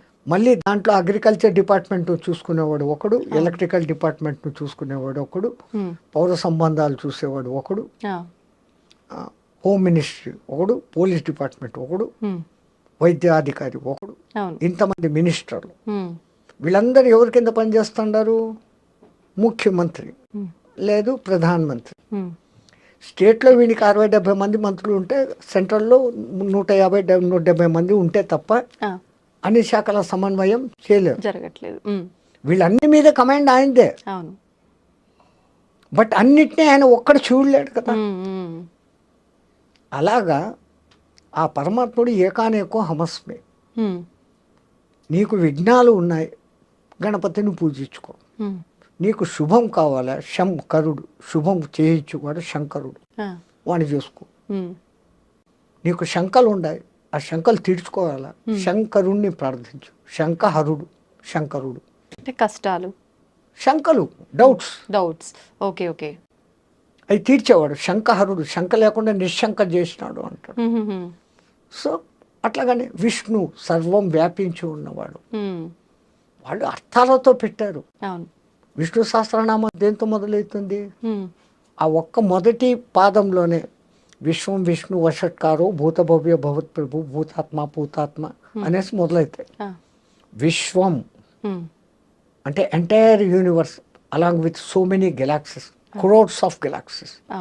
దీనిలో అంతటిని విష్ణు వ్యాపించి ఉన్నవాడు, అన్నిటినీ వషట్ తన కంట్రోల్లో పెట్టుకున్నాడు. విష్ణు విశ్వం విష్ణు వషట్కారో భూత భవ్య భవత్ ప్రభు.